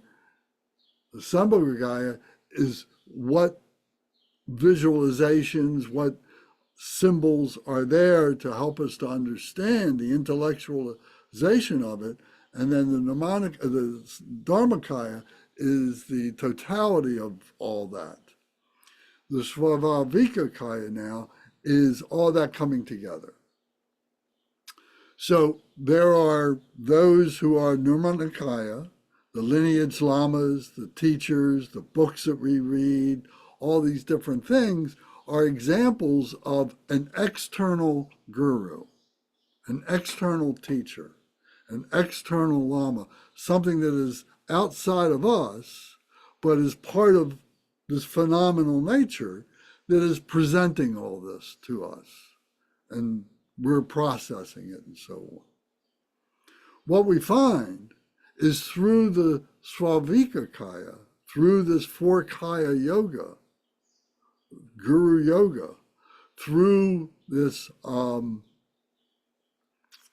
insight, we begin to recognize that the guru is within ourselves. Now, this is something that, some people would have a lot of discussion about. But for myself, it's something that I can't deny. It's something that I have realized and something that I point out when I think it's appropriate to people. Some people talk about the lineage that all has to come down through the lineage. To me, this is the lineage of the Buddha. So we have this within ourselves, but it's all been obscured. It's all been blocked up. But as we go through the process of purification, the wisdom, the truth of this begins to come out. We have these epiphanies. We have these aha moments. And then as they become more frequent and deeper, the insight becomes stronger and so on, we're able to recognize more and more of what all this is in phenomenal terms, and to be able to accept and abide within the Dharmakaya, within the absolute. In other words, that samadhi, the mind of the Buddha, the ultimate mind of the Buddha, the Mahamudra, then becomes more stable, and there becomes less questions and more peacefulness, less turbidity. If we use the ocean analogy, less turbidity, less rockiness, less white water, and more just calmness, peacefulness of a placid ocean. And abiding in that, accepting that, and celebrating that, enjoying that. That is like the samadhi. So the insights that come to be able to put all this together and to be able to have the confidence to leave the things that are unnecessary behind, to let them just drop away. You know, it's kind of like, you know, you build something, and it's a Rubik's, you know, what do they call it, a Rube Goldberg design of something that has a functionality that you want it to do, and you invent this functionality, and it's got all these weird contraptions and so on, you know, because you start at the beginning and then it's got to do this and do that and everything. And you get to the end of that and you say, here's this weird thing, you know, and makes all this kind of noise and everything, but let me see if I can streamline it. So you take it apart. And then you start putting it back together again. And you say, oh, I really didn't need this part. I can leave this out. You know, I don't need this. And I use this part that I do need. And then I come to another section and I say, oh, I didn't need those things. I can leave those out. And you wind up putting it all back together again, but streamlined. And all those extra things are deemed not necessary. And this invention, this Rube Goldberg thing, begins to work very, very smoothly and so on. So we do that with our mind. We do that with our meditation. We do that with our insights. So that's part of the process. And it's part of the contemplative part. So it's insights, it's contemplation. You know, ideas come up, and we use the ideas to see, well, how is this going to simplify things and so on, or how is this going to confuse things? So we're going through this process. One of the things that this insight really speaks to is, we talk about in the very beginning of the Buddha's teaching, was the Four Noble Truths. So now we begin to really see, because we've had opportunity through the path of accumulation and through the path of application, we've been able to see the way that the Four Noble Truths really do work and come to bear, and in particular, the Eightfold Path, the fourth of the Four Noble Truths. We're able to see how that really works, how that becomes the mechanism, the tools to be able to cut through, have the cessation of the causes of suffering. So we have the insight of now being able to really, really engage with the Eightfold Path. So as we do that, we are developing what's called the 7 perfection branches of enlightenment. The 7 perfection branches of enlightenment. So the first one is perfect mindfulness. Next one is perfect discrimination. The next one is perfect perseverance. The next one is perfect joy. The next one is perfect relaxation. The next one is perfect absorption. And the one after that is perfect equanimity. So this is kind of a combination of the paramitas that we talked about. We haven't talked about it today, but you know, the paramitas. It's also a combination of bodhicitta, all, you know, kind of coming together in this samadhi, in this mind of samadhi, this peaceful, oceanic kind of a broad mind that's open to all things, peaceful, calm, and serene. And these insights arise up out of that. and we're able to examine that and be able to use to clarify other murky things that might be there and so on, or just to be able to simplify like all those different kinds of metaphors and analogies that we might use. So what this is doing is kind of cutting through all the contemplative process so that we get to the point of that relaxation, which we cross over without any effort into the meditation. The meditation becomes just by itself. It's just peaceful, completely peaceful. And we use the words, non-thought.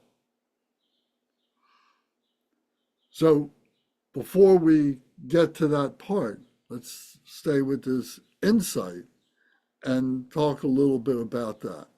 So I guess a question for you is, have you had moments of that kind of insight? Have you had moments of that awareness that there is something within you that when all the other things are rested, when the ego and all the 8 worldly concerns are at rest, that this wisdom comes up, these epiphanies, this eye of wisdom, this eye of knowing? Is that, Gary, have you had that kind of an experience?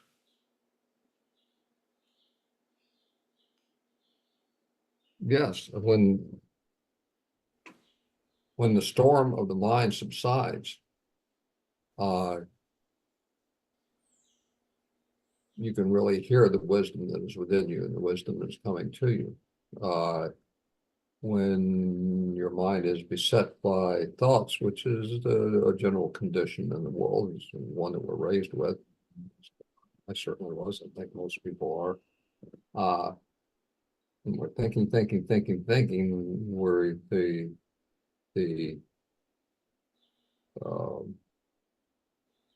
what is the word to characterize it? The truth,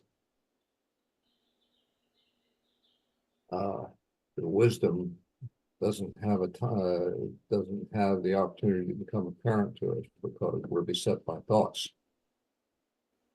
That's the general condition of life. That's what we see every day in life as we look at the world at large. So I have had that experience, but it's not. It is not the way I've been taught to live. I think that's true of most people. We've been taught to live by thinking, reacting, doing. We haven't been at rest. So did those periods when you had that, did you sense it as something that was transformative or should be transformative, or was it just swamped by the conditioning and it was just suppressed? No, I don't know if I'd use the word transformative because it didn't have the enduring effect on me, but for a moment there, I realized that I was making so many things mattered that really didn't matter. They were only mattering to me because the world had taught me that they should matter. You do have those epiphanies, those moments, but then you forget about them because the world is a storm of thought and intrusive, and we lack, or I have lacked. I think most people have lacked. I think it's obvious if you look at the world, the discipline to let it all go. Okay, thank you. Matt, how about you? Would you like to comment on this? Have you had that kind of experience of that inner wisdom coming up?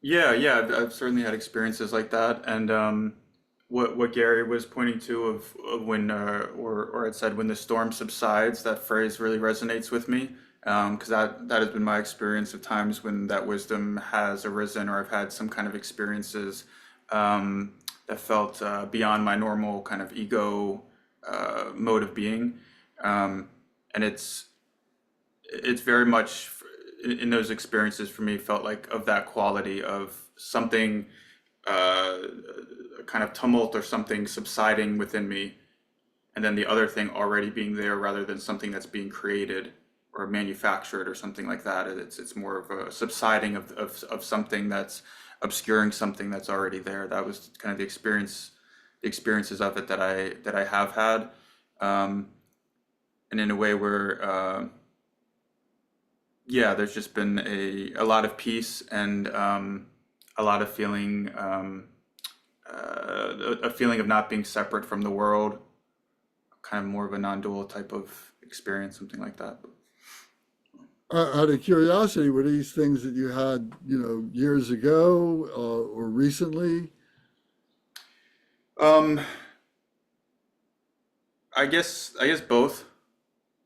Yeah, yeah, both. Some more recently, not super recently, but more recent times, and some at other points in my life, like yeah, years back. So has that been transformative in any way in your life? I wouldn't say any single experience has been transformative, other than or these kind of peak experiences. I wouldn't say they've been transformative. I think more of the sustained changing in lifestyle and worldview and kind of more gradual daily practice kind of thing. I think has been more transformative. Um, Other than in the sense of some of these other experiences feel like kind of a window of what's more possible for myself in my life, and uh, something like that, something kind of more aspirational, or something to kind of resonate towards or move towards. Thank you. Debbie? I'm not really sure where to start. I'm I'm not going to pretend at all that I have any wisdom or are close to enlightenment or anything like that. But yeah, I mean, it's been a lifelong thing. I mean, I started when I was a kid, and it just pretty much took over. It's like enlightenment, I don't have it, but it certainly grabbed me by the throat. And the one thing that I don't the one thing I don't hear a lot of is there's a lot of peacefulness associated with these mind states, these experiences. Um, but on the energy, um, I seem to be on some other energy spectrum, because there's in these states, there's an insane amount of energy that comes with them. Sometimes it's very peaceful and quiet, and sometimes it's like being a volcano. Like I said, I don't know how much insight I have, but and I don't talk to anybody really that's like, like meditation is like, oh my God. But yeah, that's my experience.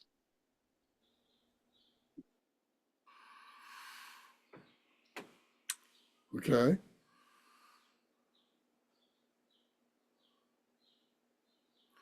So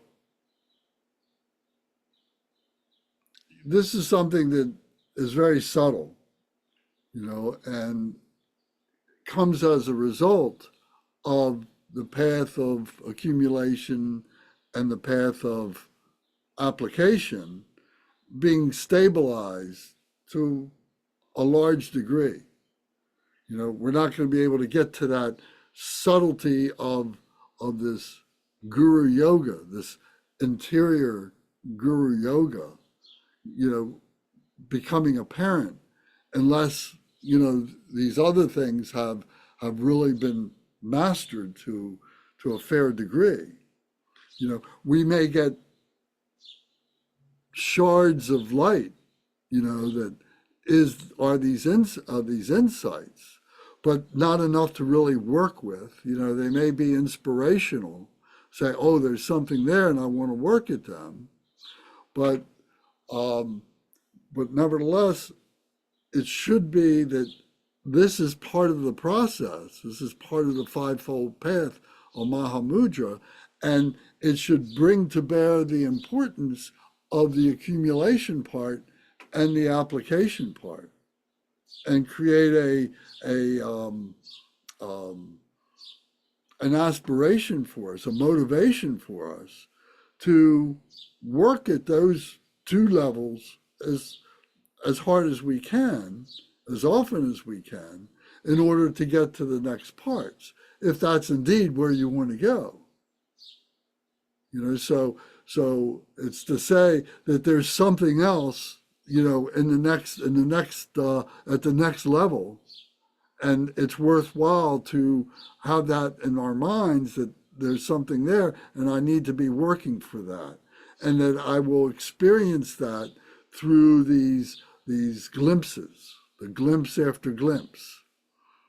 So we recommended, the book Glimpse After Glimpse by Sogyal Rinpoche, which is based on his book, The Book of Living and Dying. And so the point there is that there's so many other books, there's so many other things to read and to take in, so many other teachings to bring into our lives and so on, to help us to get to these next things, because it's an accumulation of all of this. Everybody's accumulation is going to be different. Some people are going to want it to be much more complex. Some people can want it to remain simple, and that's all fine. Everybody's got their own schedule, and we shouldn't try and judge ourselves on what somebody else has done. There's lots of examples of what to do as well as what not to do. So the important thing is to engage in a practice. That's what this is about. This is the practice of Mahamudra. The Five-Fold Path of Mahamudra is a practice. So the next point, the next level, or the next stage of this Eightfold Path is the Mahamudra itself, is the meditation itself.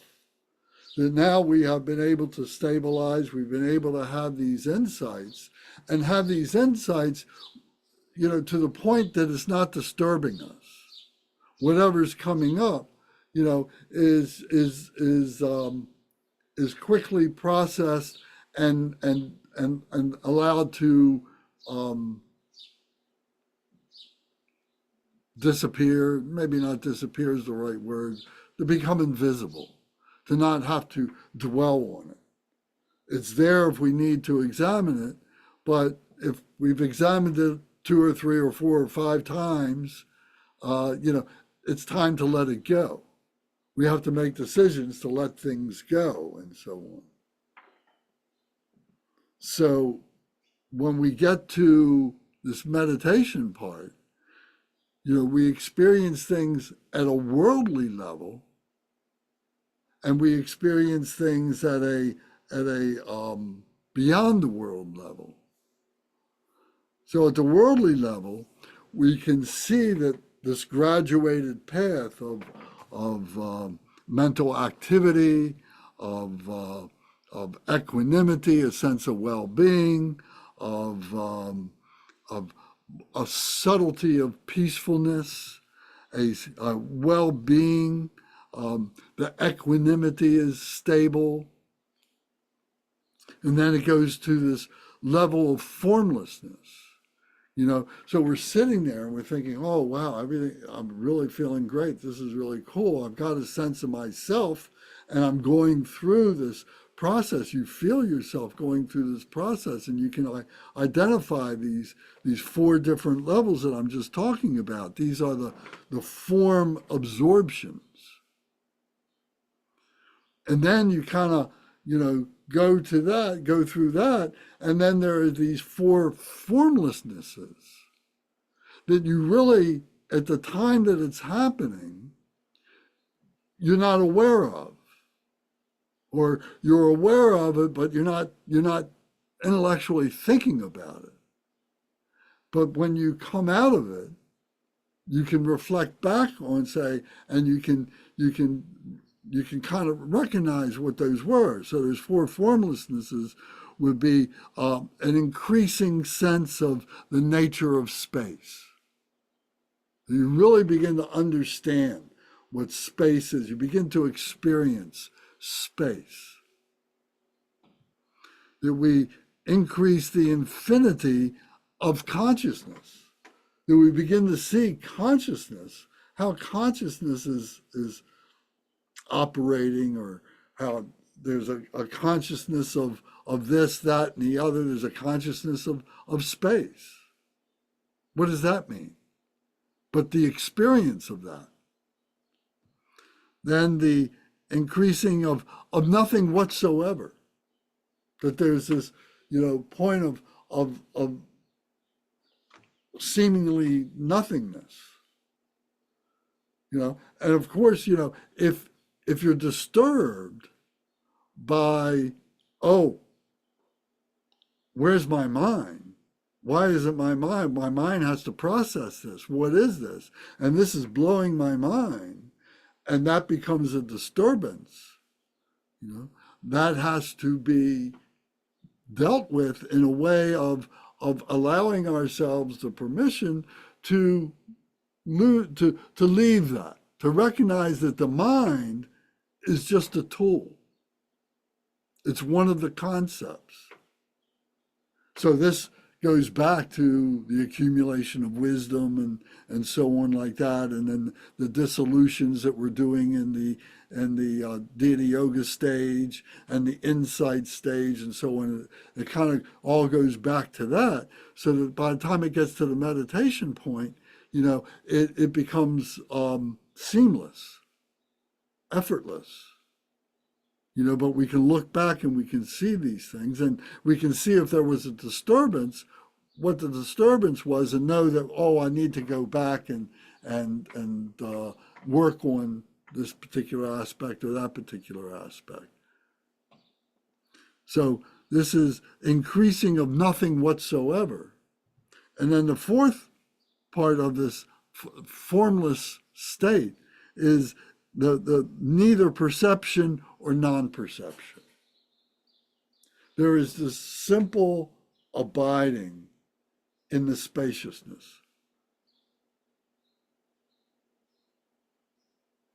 With no thought, with no concept. Using the word space, qualifies it. But to be able to get beyond the words, and to be able to, at this level, we're not using language as much as the symbology and the light symbology, the five colored lights, and the clear light.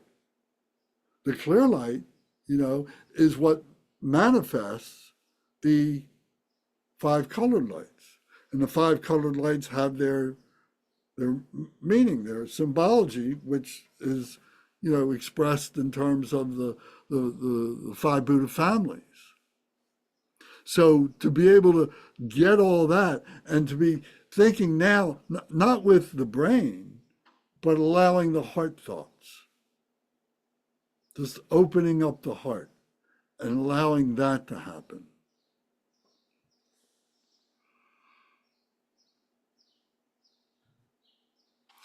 So those are that's process of meditation on the world.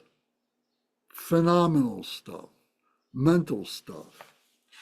Then meditation practice beyond the world would be recalling impermanence. We're going back to very basic things. recalling impermanence of all phenomena, recalling suffering nature of samsara, recalling loving kindness and compassion, enhancing the practice of bodhicitta, and practicing understanding everything as the selfless nature of illusion, how we delude ourselves.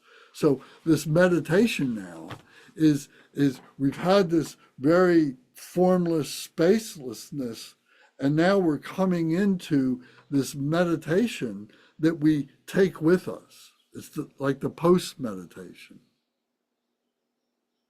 It's the meditation of being an enlightened human being, the realization of being an enlightened human being, one who is able to walk around, one who is able to engage, one who is breathing, one who is going through all these things, but now all the choices have become very, very, very pure, very simple. And of course, it takes trial and error to be able to get to that. And whether it takes what we call lifetimes to get to that, you know, the lifetimes will take care of themselves. We need to take care of this lifetime. So the point is to engage in the meditation, to make time to do this, just as you make time to take your showers, just as you make time to prepare your food, just as you make time to engage with your families and engage with your jobs and do those things. You need to do those things from a practical point of view, but we also have to take spirituality as a practical part of who we are as human beings and to allow that to come to fruition. And say, oh, this is very important. Just as important as eating or sleeping or doing the other things that I do. And your priorities change, your lifestyle changes and so on. And then by doing that over and over again, year after year, you know, then that's the transformation. And then the sense of what you're accomplishing in this life and what needs to be accomplished in the next life, the time element just totally disappears, totally goes away. The formlessness of it becomes apparent.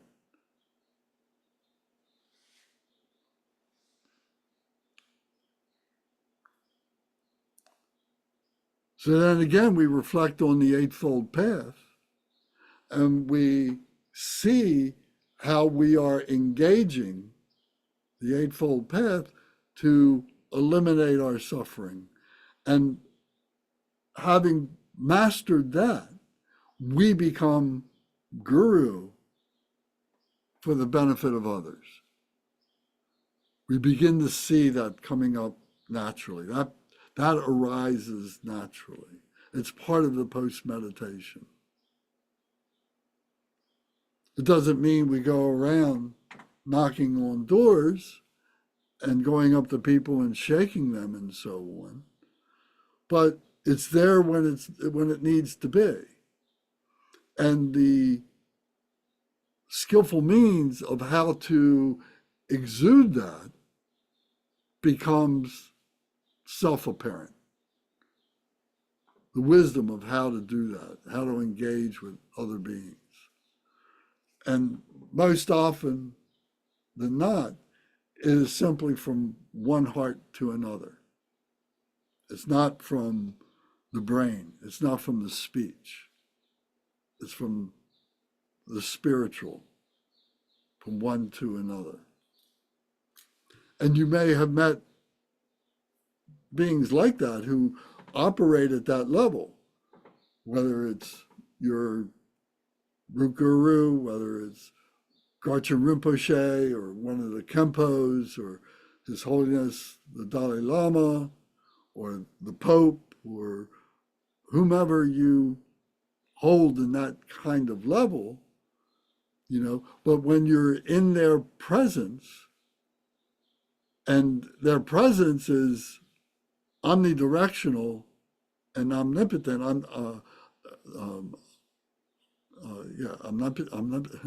omnipresent. Excuse me if I say it wrong, but the space and time. If you can sit here and you don't know where the Dalai Lama is, but you can sit here and you can process the Dalai Lama right now. You can process Tibet right now where you are. If you focus your mind, it's a state of mind. And that state of mind, is now an enlightened state of mind. So it has no boundaries. And it's operating within the phenomenal because we're phenomenal beings, but we are open with the spiritual. We are a spiritual being having a human experience.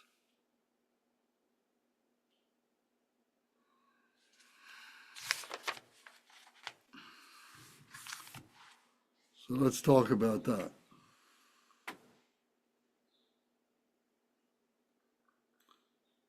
Matt, what do you think of that?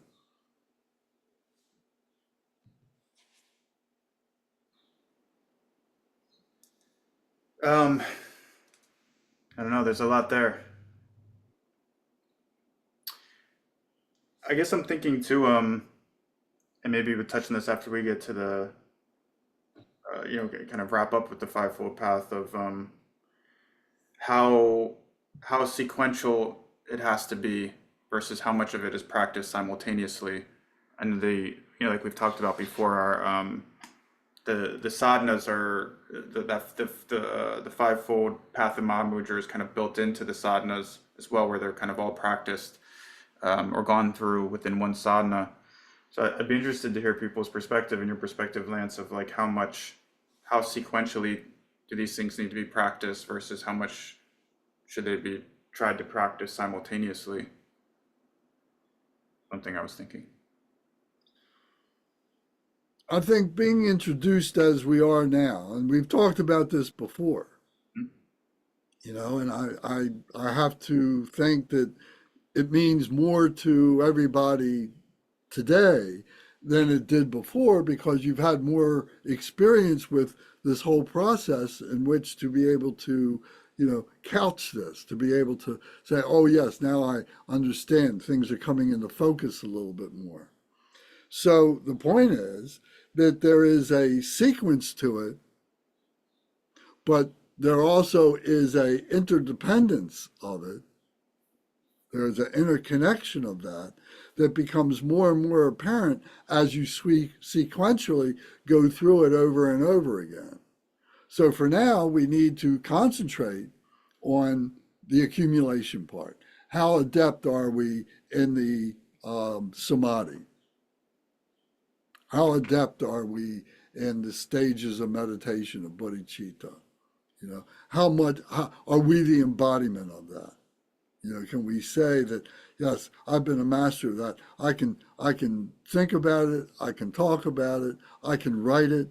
I can voice it, in my body, my speech, and my mind. Am I living it? Mm-hmm. My physical body.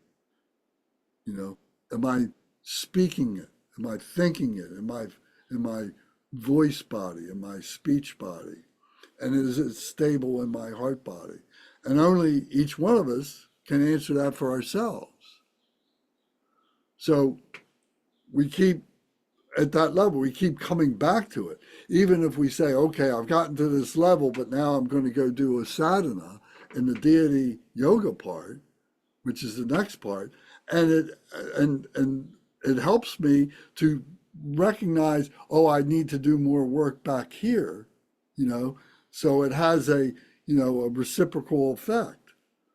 We see that.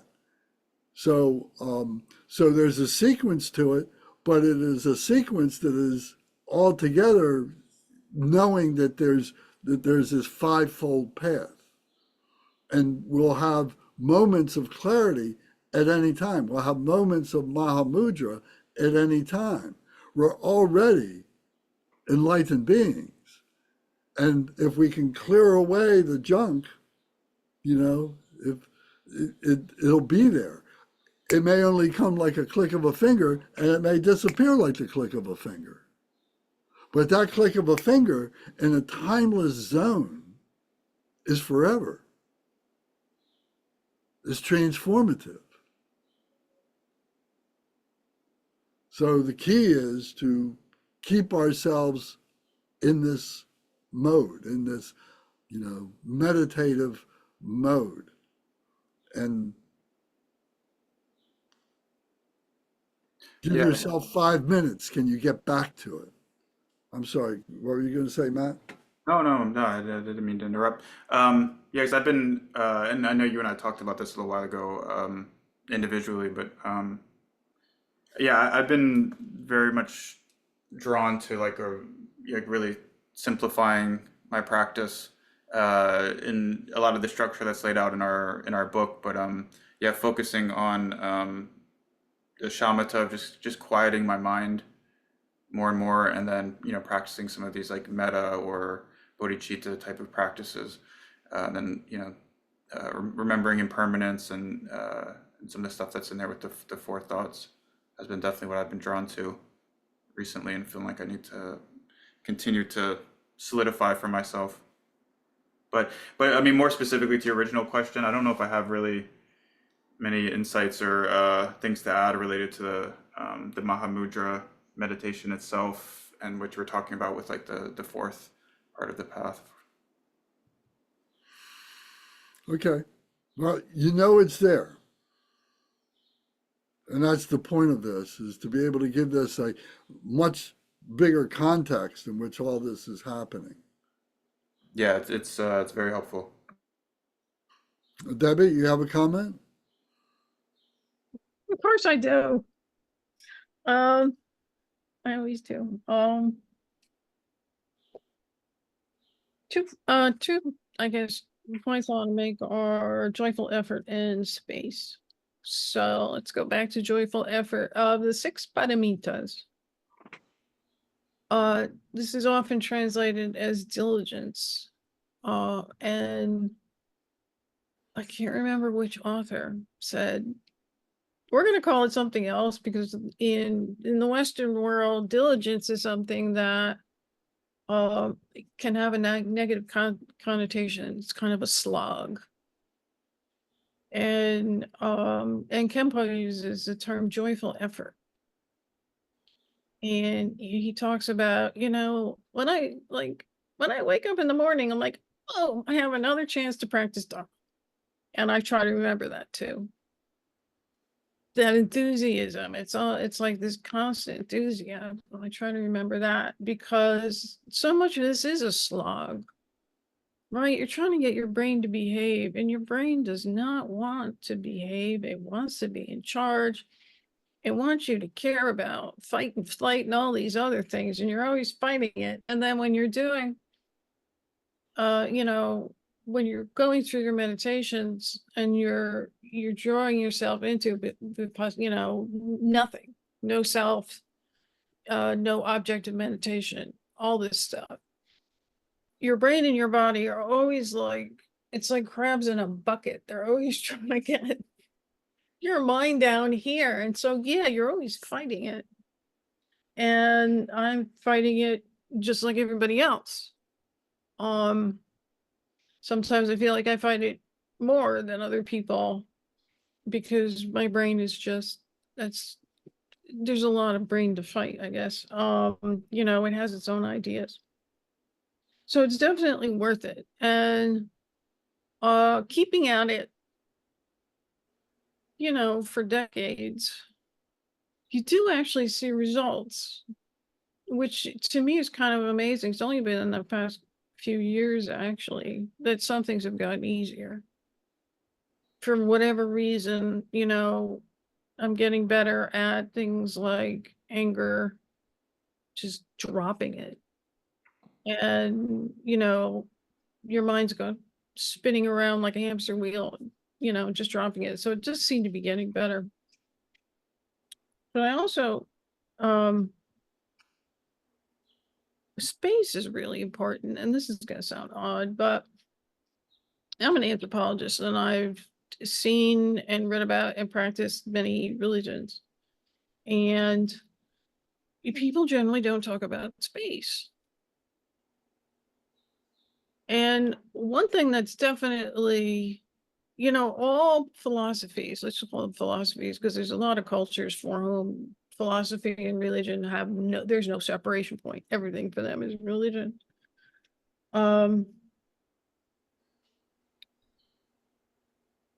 You're trying to figure out how to manage yourself as a human being on the planet that you are and caring about those things. And Buddhism definitely starts with that right up front. Four Noble Truths. The reality that you're embedded in is dissatisfactory, right? You're never going to feel complete. You have a body that needs to eat and breathe, it wants to breathe every second. So you're fighting this. And the suffering of others, either you don't care about the suffering of others and you're selfish, or you're just bogged down by the yawning gulf of the sufferings around you. And that's painful and confusing too. That's the one I have. But there's this other thing. It's like your real reward of taming the mind is you get to figure everything out. You're only going to see like this little sliver because you're a human being with a short lifespan. But it uses space and other ideas like that to really broaden it. And growing up with science fiction and physics, it's like, oh yeah, what does that mean? Space is being used in a lot of different ways. Space is, our physical universe, how we operate. But I also think that what it relates to is, we talk about Pure Lands. We look at history and say, our current universe is only about 20 billion years old. We have forever, we have everything everywhere forever. Use that to think about the broader idea of it. I'm going to die. I'm going to be in a bardo. I'm going to be in the bardo. It's not this space, right? Because we don't see dead people walking around, right? Your mind doesn't occupy this. It's somewhere else. That's space too. So again, that's really rambling, and I'm sorry to ramble, but that's what I got out of that. Okay, thank you. Gary, how about you? And talking about, the Mahamudra meditation itself.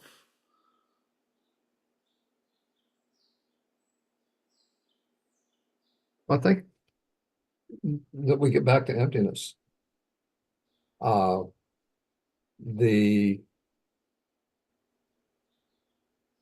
things that we make matter, that we've spent lifetimes making things matter that really don't.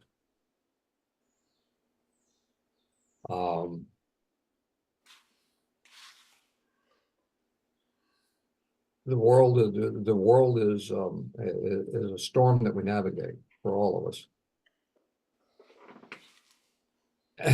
And we develop tools to navigate it.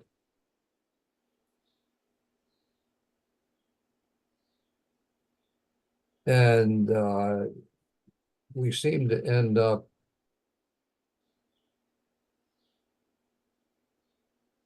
I'm trying to remember the story of the person who was always moving but never going any place. And we're all that person in some ways. If we grasp at the priorities of the world, we have to be mindful of them because they're around us. We encounter them. But to me, that's what emptiness is. Not grasping at those priorities and not letting them grasp us. That doesn't mean indifference. But it's finding that centeredness, that sense of peace.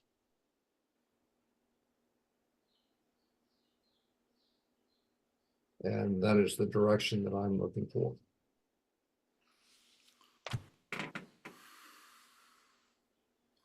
That's all very good.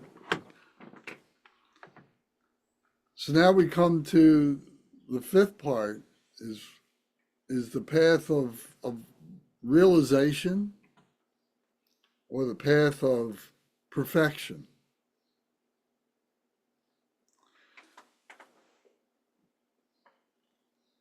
And this is really understanding, recognizing, accepting that we're human beings. And all this is a system, a structure to understand the human mind and to have a wholesome, pure purpose in this life that tames the mind, does no evil, does everything for the benefit of other beings. You know, those are the three precepts that the Buddha taught, you know, at the very beginning. You know, and we manifest this purity through taming the mind. We do things for the benefit of other beings through the taming of the mind. So the mind is the device, you know, that we're going through all this, and it's within this human body, and it's all together. You know, we can't separate one from the other. It's all together. So bringing this all together becomes a realization, realizing that this is what it is. And not only is it within myself, but it's within everybody else. It's in the collective being of all beings, of all things, animate and inanimate. And it's a matter of, you know, looking at things as being awake. You know, the Buddha is, you know, very simply defined as the awakened one, is being awake to, there's nothing extra special about this. It's just being ordinary, but in a very pure way. You know, we look at Buddhism, we look at being Buddha maybe as being extraordinary. Oh, here's this very special being who sits on a lotus cushion and all this, you know, and wow, wouldn't it be wonderful to be that, you know? But actually, that is the ordinary state that we come from, that we are, and that we create all these extraordinary things that become distractions from that ordinariness.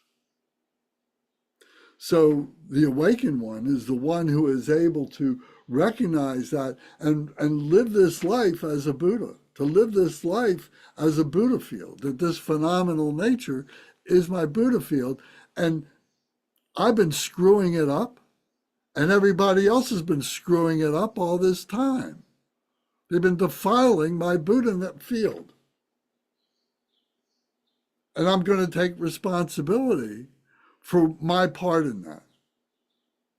I can't help other beings, you know, directly, but I'm going to take responsibility for my Buddha field. And it's a change in attitude. It's a change in mind. It's very simple. This is the realization. This is the path of realization.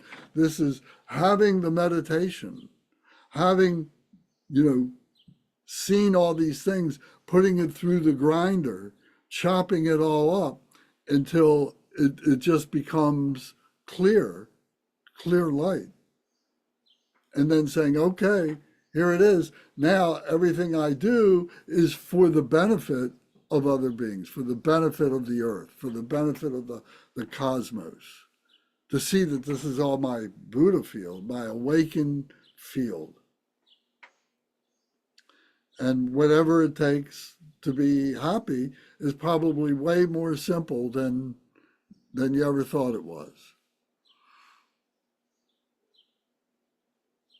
Do you have to have the money in the bank? Do you have to have the house? Do you have to have the beach house? Do you have to have a car here? Do you have to have a car there? You know, and all these things that monopolize our energy.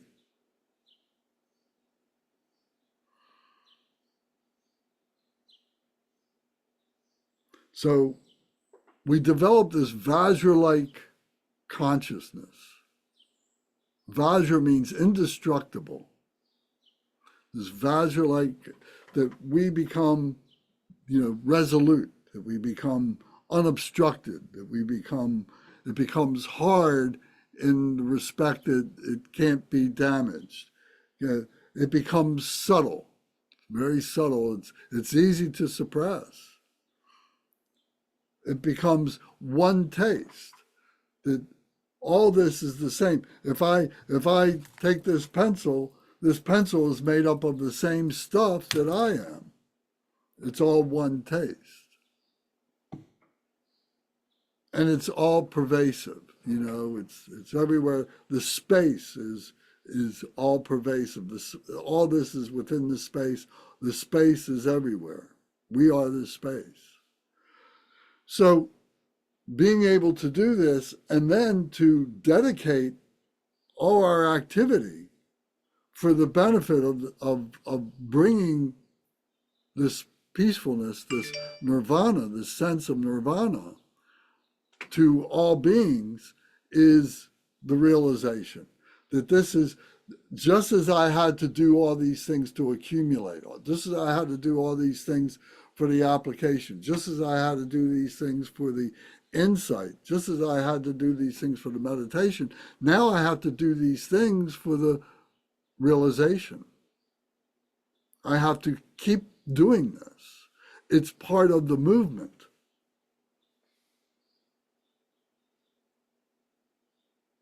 It's what we do. We talk about that there is a cohesion to things. There is an enrichment to things. There is a purification to things. There is a challenging of things. And there is the embodiment of all of this, and seeing it, that it's all part of who we are, and carrying on with that.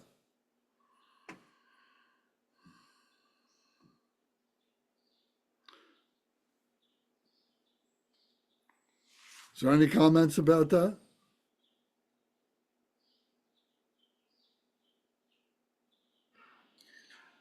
I'll say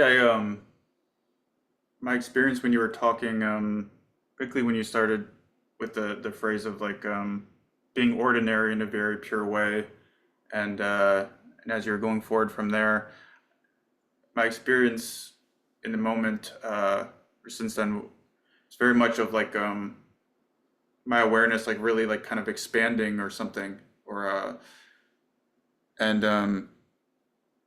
it made me think to of the idea of beginner's mind that they talk about in Zen Buddhism.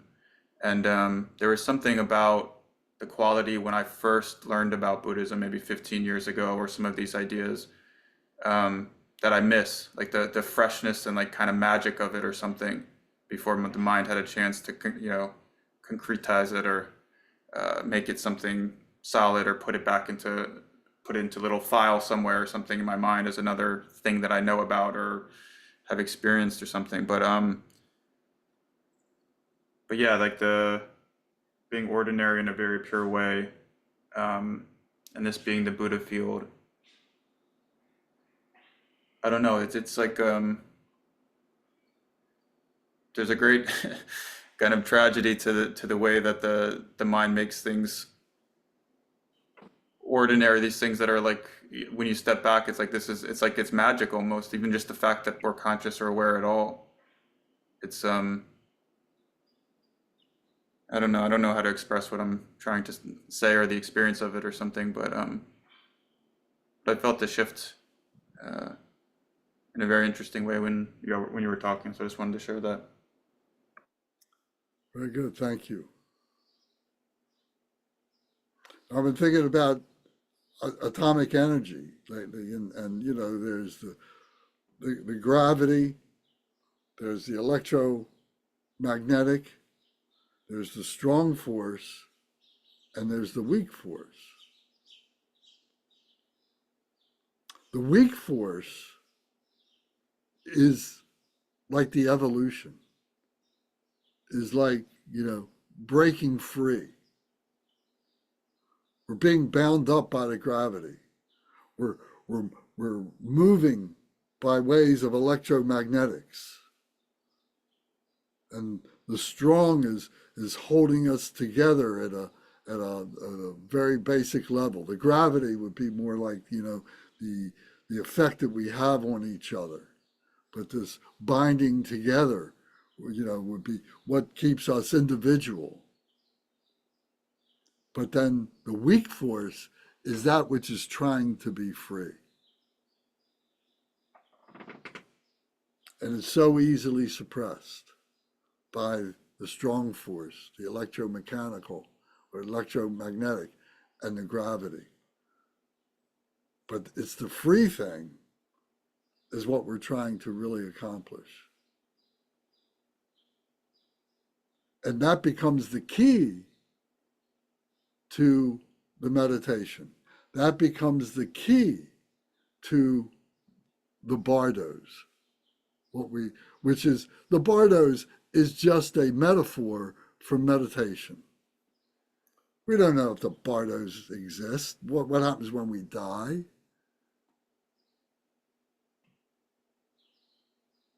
You know, there's nothing there. You know, but we've got this story that this is what happens. But what this happens is the story of being a human being in meditation. That's the Bardo Total. That we can know.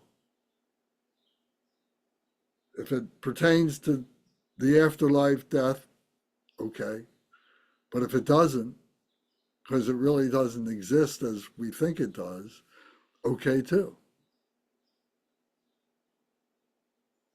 And that's being free. Cutting ourselves off from fairy tales.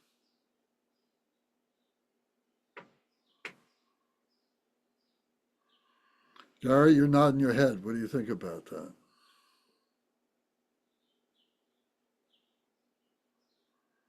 We know what we know, and we don't know what we don't know. We can wonder, we can imagine, we can reason to some extent about probabilities, but what we know is the here and now.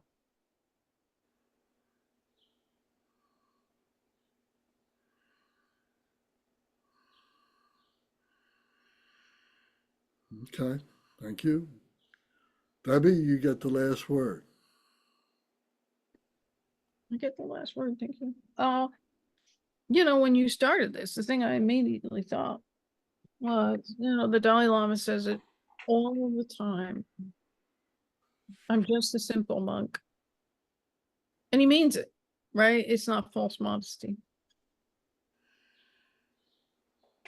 His life is just got in it the things that need to be there.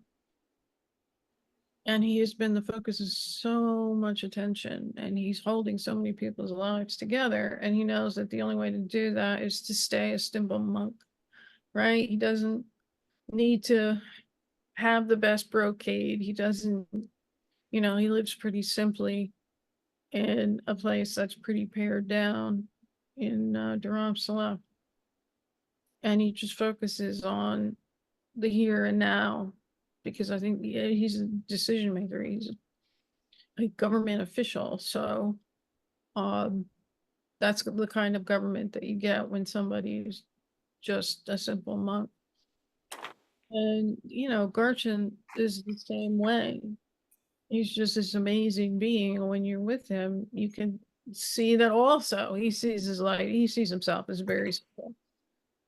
You know, he was in prison for 20 years, and that's where he learned the Dharma. he didn't learn it in, in a monastery, in an academic setting where he would be able to study texts and talk to um, teachers and debate and all. They didn't have the ability to hone his mind. He just had the ability to liberate himself internally. And he once said that, I can't remember the name of his, Jamie from So. He said he was still, because he had actually fought in the resistance. And he said, yeah, I'm trying to be, it's like I'm trying bodhicitta. I'm trying to love everybody, but I just want this little part where I hate the Chinese. Because they had imprisoned him, and it's not easy. And his teacher's like, no, you can't do that, right? And then again, it's just that paring down, that simplicity. You're gonna have to let everything go. You're gonna have to see everything as unimportant. And when he got out of prison, he looked at the state of, the scattered monks, the scattered teachers, the destroyed monasteries, and just focused on reversing what could have been the extinction of the Drikung Kagyu lineage. And you do that by that single pointed, I am a humble monk, I'm just a monk, and I'm just going to devote my entire life to doing what's right and what the Dharma is. And, but by the time he was out of prison, I mean, it was terrible. You're dealing with other people who've been traumatized and tortured and killed, and you're rebuilding things and you're seeing things destroyed. And you have to let that not destroy you. You have to see your anger as a waste, as an extravagance. It's something I try to remember. It's like, it's, you can't afford it,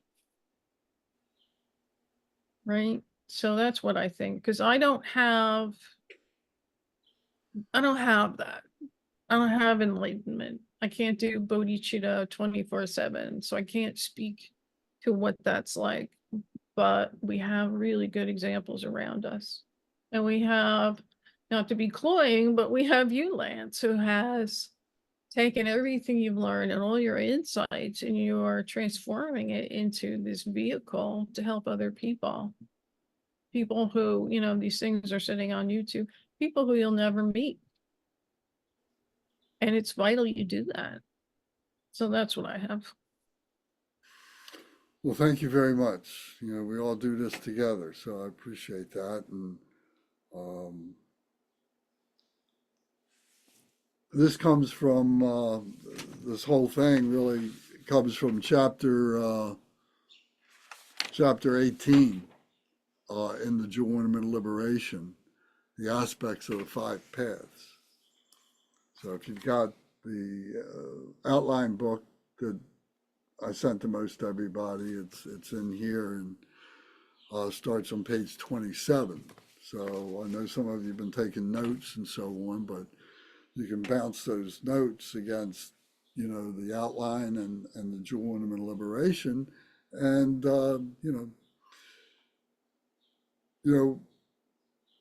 thank you, Debbie, for saying what you did. And there's been a whole lot of work, behind the scenes over the years of reading and studying and going back and reading and studying and meditation and so on, to be able to, become the swabhavika of this, the co-emergent of all this coming together to whatever degree any one of us can put together. And that's what we're all, really trying to do. So thank you. And I hope this was helpful in being able to, give yourself more confidence in practice, because the practice is where the rubber meets the road, is where the transformation has. Reading the books and everything is vicarious experience.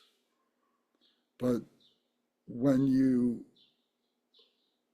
actually experience these things, in your own visceral way, it never can be taken away from you. You see the timelessness of it. You see the universality of it, and then you're it. It's not something you read, you're it. And you're speaking from that point of view.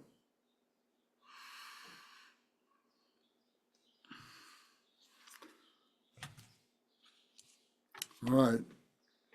Thank you very much. We should do our dedication now. So this is the dedication. This is the verses of reality or of realization. So if we go to the dedication prayer, our Lord Jigdan Sumgun, that really does a magnificent job of bringing all this together. So page, in the red book that I have, it's page 36 and 37. Glorious, holy, venerable, precious, kind root and lineage lamas, divine assembly of yidams and assemblies of Buddhas, Bodhisattvas, yogins, yoginis, and dakinis, dwelling in the 10 directions, please hear my prayer. May the virtues collected in the 3 times by myself and all sentient beings in samsara and nirvana, and the innate word of virtue, not result in the 8 worldly concerns, the 4 causes of samsara, or rebirth as a Shravaka or Pratyeka Buddha. May all mother sentient beings, especially those enemies who hate me and mine, obstructors who harm, misleading Maras, and the hordes of demons, experience happiness, be separated from suffering, and swiftly attain unsurpassed, perfect, complete, and precious Buddhahood. By the power of this vast root of virtue, may I benefit all beings through my body, speech, and mind. May the afflictions of desire, hatred, ignorance, arrogance, and jealousy not arise in my mind. May attachment to fame, reputation, wealth, honor, and concern for this life not arise for even a moment. May my mind stream be moistened by loving kindness, compassion, and bodhicitta, and through that may I become a spiritual master with good qualities equal to the infinity of space. May I gain the supreme attainment of Mahamudra in this very life. May the torment of suffering not arise even at the time of my death. May I not die with negative thoughts. May I not die confused by wrong view. May I not experience an untimely death. May I die joyfully and happily in the great luminosity of the mind as such and the pervading clarity of Dharmata. May I, in any case, gain the supreme attainment of Mahamudra at the time of death or in the bardo. Om, Ah, Hum. Om, Ah, Hum. Om, Ah, Hum. May my body, speech, and mind become inseparable with the body, speech, and mind of all the enlightened ones for the benefit of all sentient beings. Thank you, brothers and sisters. Thank you. So much, Lance. Thank you, Lance. Welcome. Thank you. Thank you, everybody. Bye. Bye, Debbie. Bye, Gary. See you tomorrow evening for Sutra. Okay.